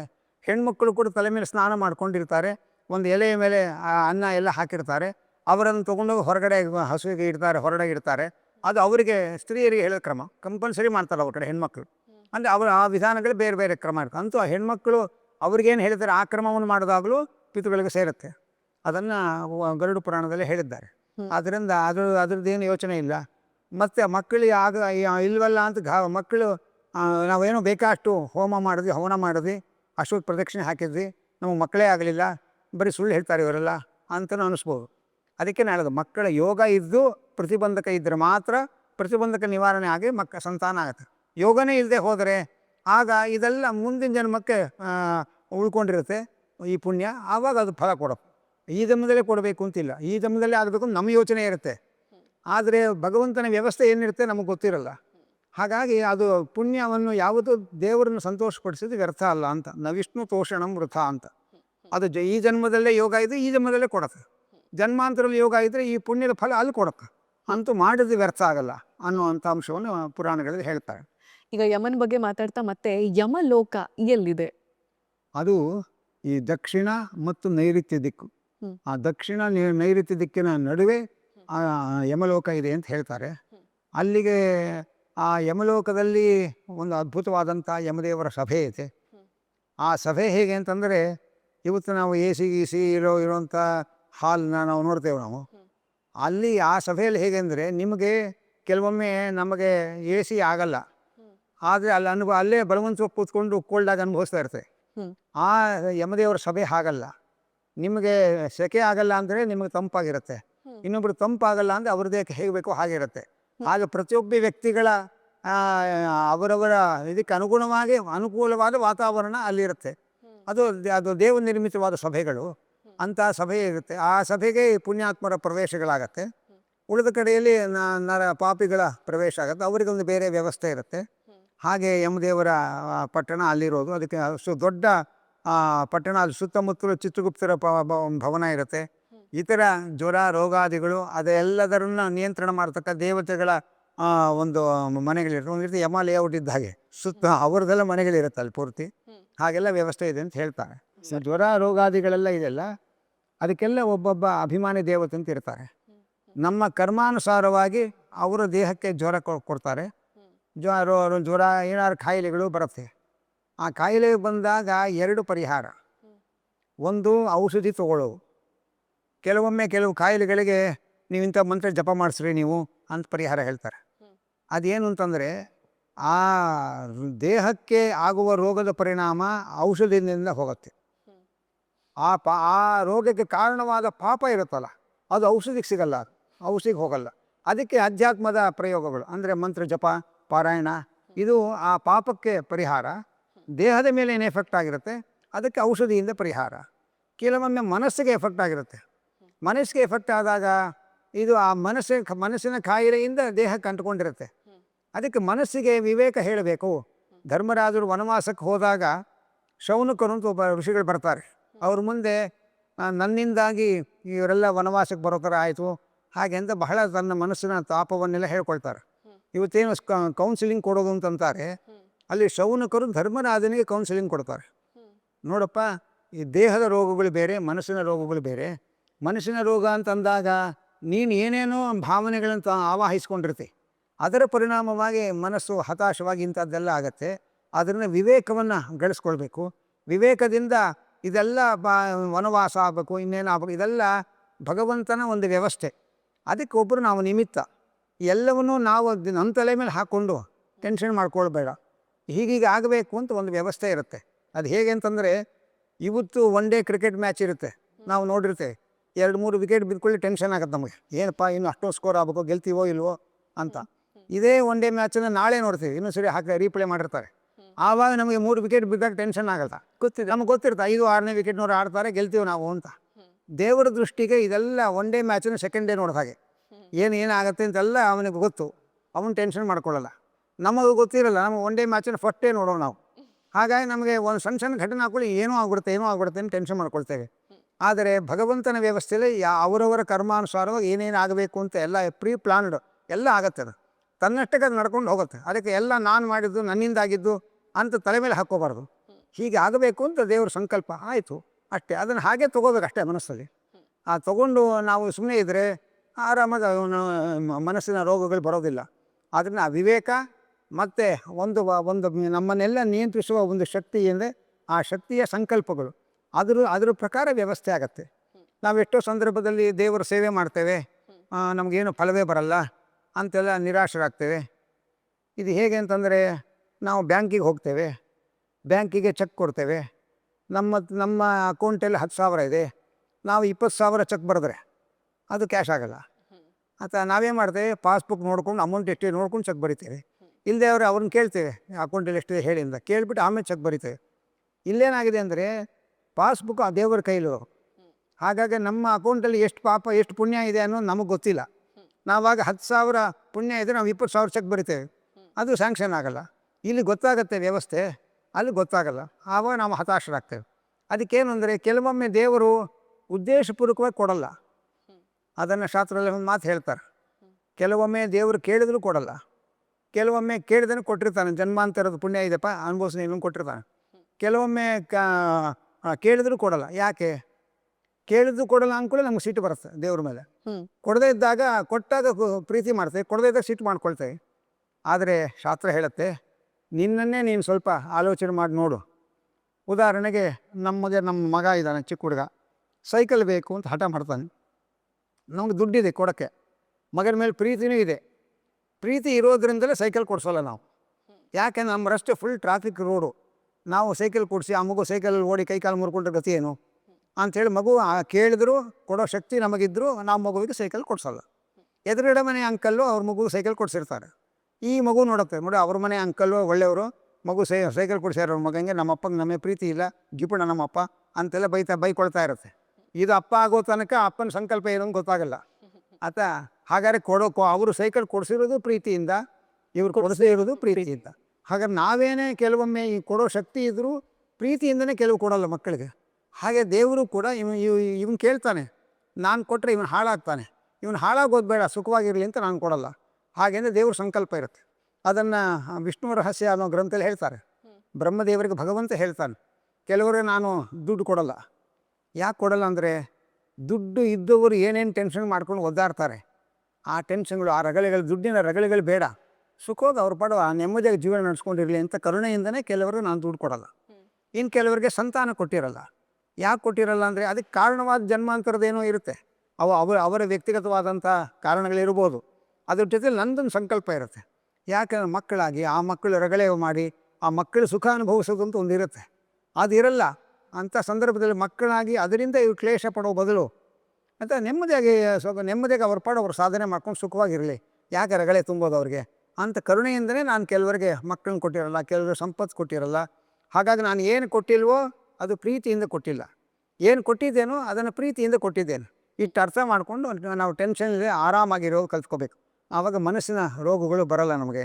ನಾವು ಮನಸ್ಸನ್ನ ತುಂಬ ಟೆನ್ಷನ್ ಮಾಡಿಕೊಂಡು ಅದಕ್ಕೆ ಚಿಕಿತ್ಸೆಗಳು ಮಾಡಿಕೊಂಡು ಒದ್ದಾಡ್ತೇವೆ. ಹೀಗೆ ಮನೋರೋಗ ದೇಹದ ಮೇಲೆ ಆಗೋ ಎಫೆಕ್ಟು. ದೇಹದ ಮೇಲೆ ಆಗೋದಕ್ಕೆ ಔಷಧಿಯಿಂದ ಪರಿಹಾರ, ಮನಸ್ಸಿನ ಮೇಲೆ ಆಗೋದಕ್ಕೆ ವಿವೇಕದಿಂದ ಪರಿಹಾರ, ಆ ರೋಗಕ್ಕೆ ಕಾರಣವಾದ ಪಾಪ ಮಂತ್ರ ಜಪಗಳಿಂದ ಪರಿಹಾರ. ಇದು ಶಾಸ್ತ್ರದ ವ್ಯವಸ್ಥೆ ಅಂತ ಹೇಳ್ತಾರೆ. ಈ ಪಾಪ ಪುಣ್ಯದ ಲೆಕ್ಕಾಚಾರವನ್ನ ಚಿತ್ರಗುಪ್ತರು ಹೇಗೆ ಮಾಡ್ತಾರೆ ಅಂತ? ಯಾವ ಅಗ್ನಿಯ ಬಗ್ಗೆ ನೀನು ಕೇಳಿ ಮಾಹಿತಿ ತಿಳ್ಕೊಂಡ್ಯೋ ಆ ಅಗ್ನಿಗೆ ನಿನ್ನ ಹೆಸರೇ ಬರಲಿ ಅಂತ ನಾಚಿಕೇತ ಅಗ್ನಿ ಅಂತ ಹೆಸರಿಡ್ತಾರೆ. ಜೊತೆಯಲ್ಲಿ ತನ್ನ ಕೊಳ್ಳಲಿದ್ದ ಒಂದು ಆ ರತ್ನಹಾರವನ್ನು ಉಡುಗೊರೆಯಾಗಿ ಕೊಡ್ತಾರೆ ನಚಿಕೇತನಿಗೆ. ನಿಮ್ಮ ಪುಣ್ಯ ಇರೋ ತನಕ ಇಲ್ಲಿ ಎಲ್ಲ ಉಪಚಾರ, ಪುಣ್ಯ ಖಾಲಿ ಆಯಿತು ಅಂದರೆ ನೋಟಿಸ್ ಕೊಡದೆ ಕೆಳಗೆ ದಬ್ಬುತ್ತಾರೆ. ಇದು ನಮ್ಮ ಸ್ವರ್ಗದಲ್ಲಿರೋ ವ್ಯವಸ್ಥೆ.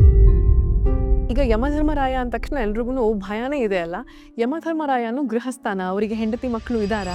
ಹಾಗಾಗಿ 3ನೇ ಮನ್ವಂತರದಲ್ಲಿ ಸತ್ಯಜಿತ್ ಎಂಬ ರೂಪದಿಂದ ಯಮದೇವರು ಇಂದ್ರನ ಸ್ಥಾನದಲ್ಲಿ ಕೂತು ಆಳ್ತಾರೆ. ಆ ಭಕ್ತಿಯಿಂದ ವೇದಿವ್ಯಾಸದೇವರು ನೋಡಿ ಕೈ ಮುಗಿದದ್ದರಿಂದ ಯಮದೇವರ ಮಗನಾಗಿ ಹುಡ್ತಾರೆ. ಅವನು ವಿದುರ ಅಂತ ಅನ್ಸ್ಕೊಳ್ತಾರೆ. ವಿದುರ ಅಂತ ಯಾಕೆ ಹೆಸರು ಅವರು ಅಂದರೆ, ವಿದು ಅಂದರೆ ಜ್ಞಾನ, ಅದರಲ್ಲೇ ರಾ ಅಂದರೆ ಆನಂದ ಪಡೋ, ಜ್ಞಾನದಲ್ಲೇ ಆನಂದ ಪಡುವ ವ್ಯಕ್ತಿತ್ವ.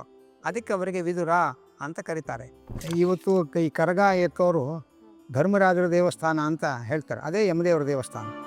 ಯಮದೇವರದೇ ಧರ್ಮರಾಜ ಅವತಾರ. ಹಾಗಾಗಿ ಧರ್ಮರಾಯ ದೇವಸ್ಥಾನ ಅಂತ ಏನೇನು ವಿಶೇಷ ಪೂಜೆಗಳು ಮಾಡ್ತೀವಿ, ಅದೇ ಯಮದೇವರ ಪೂಜೆ.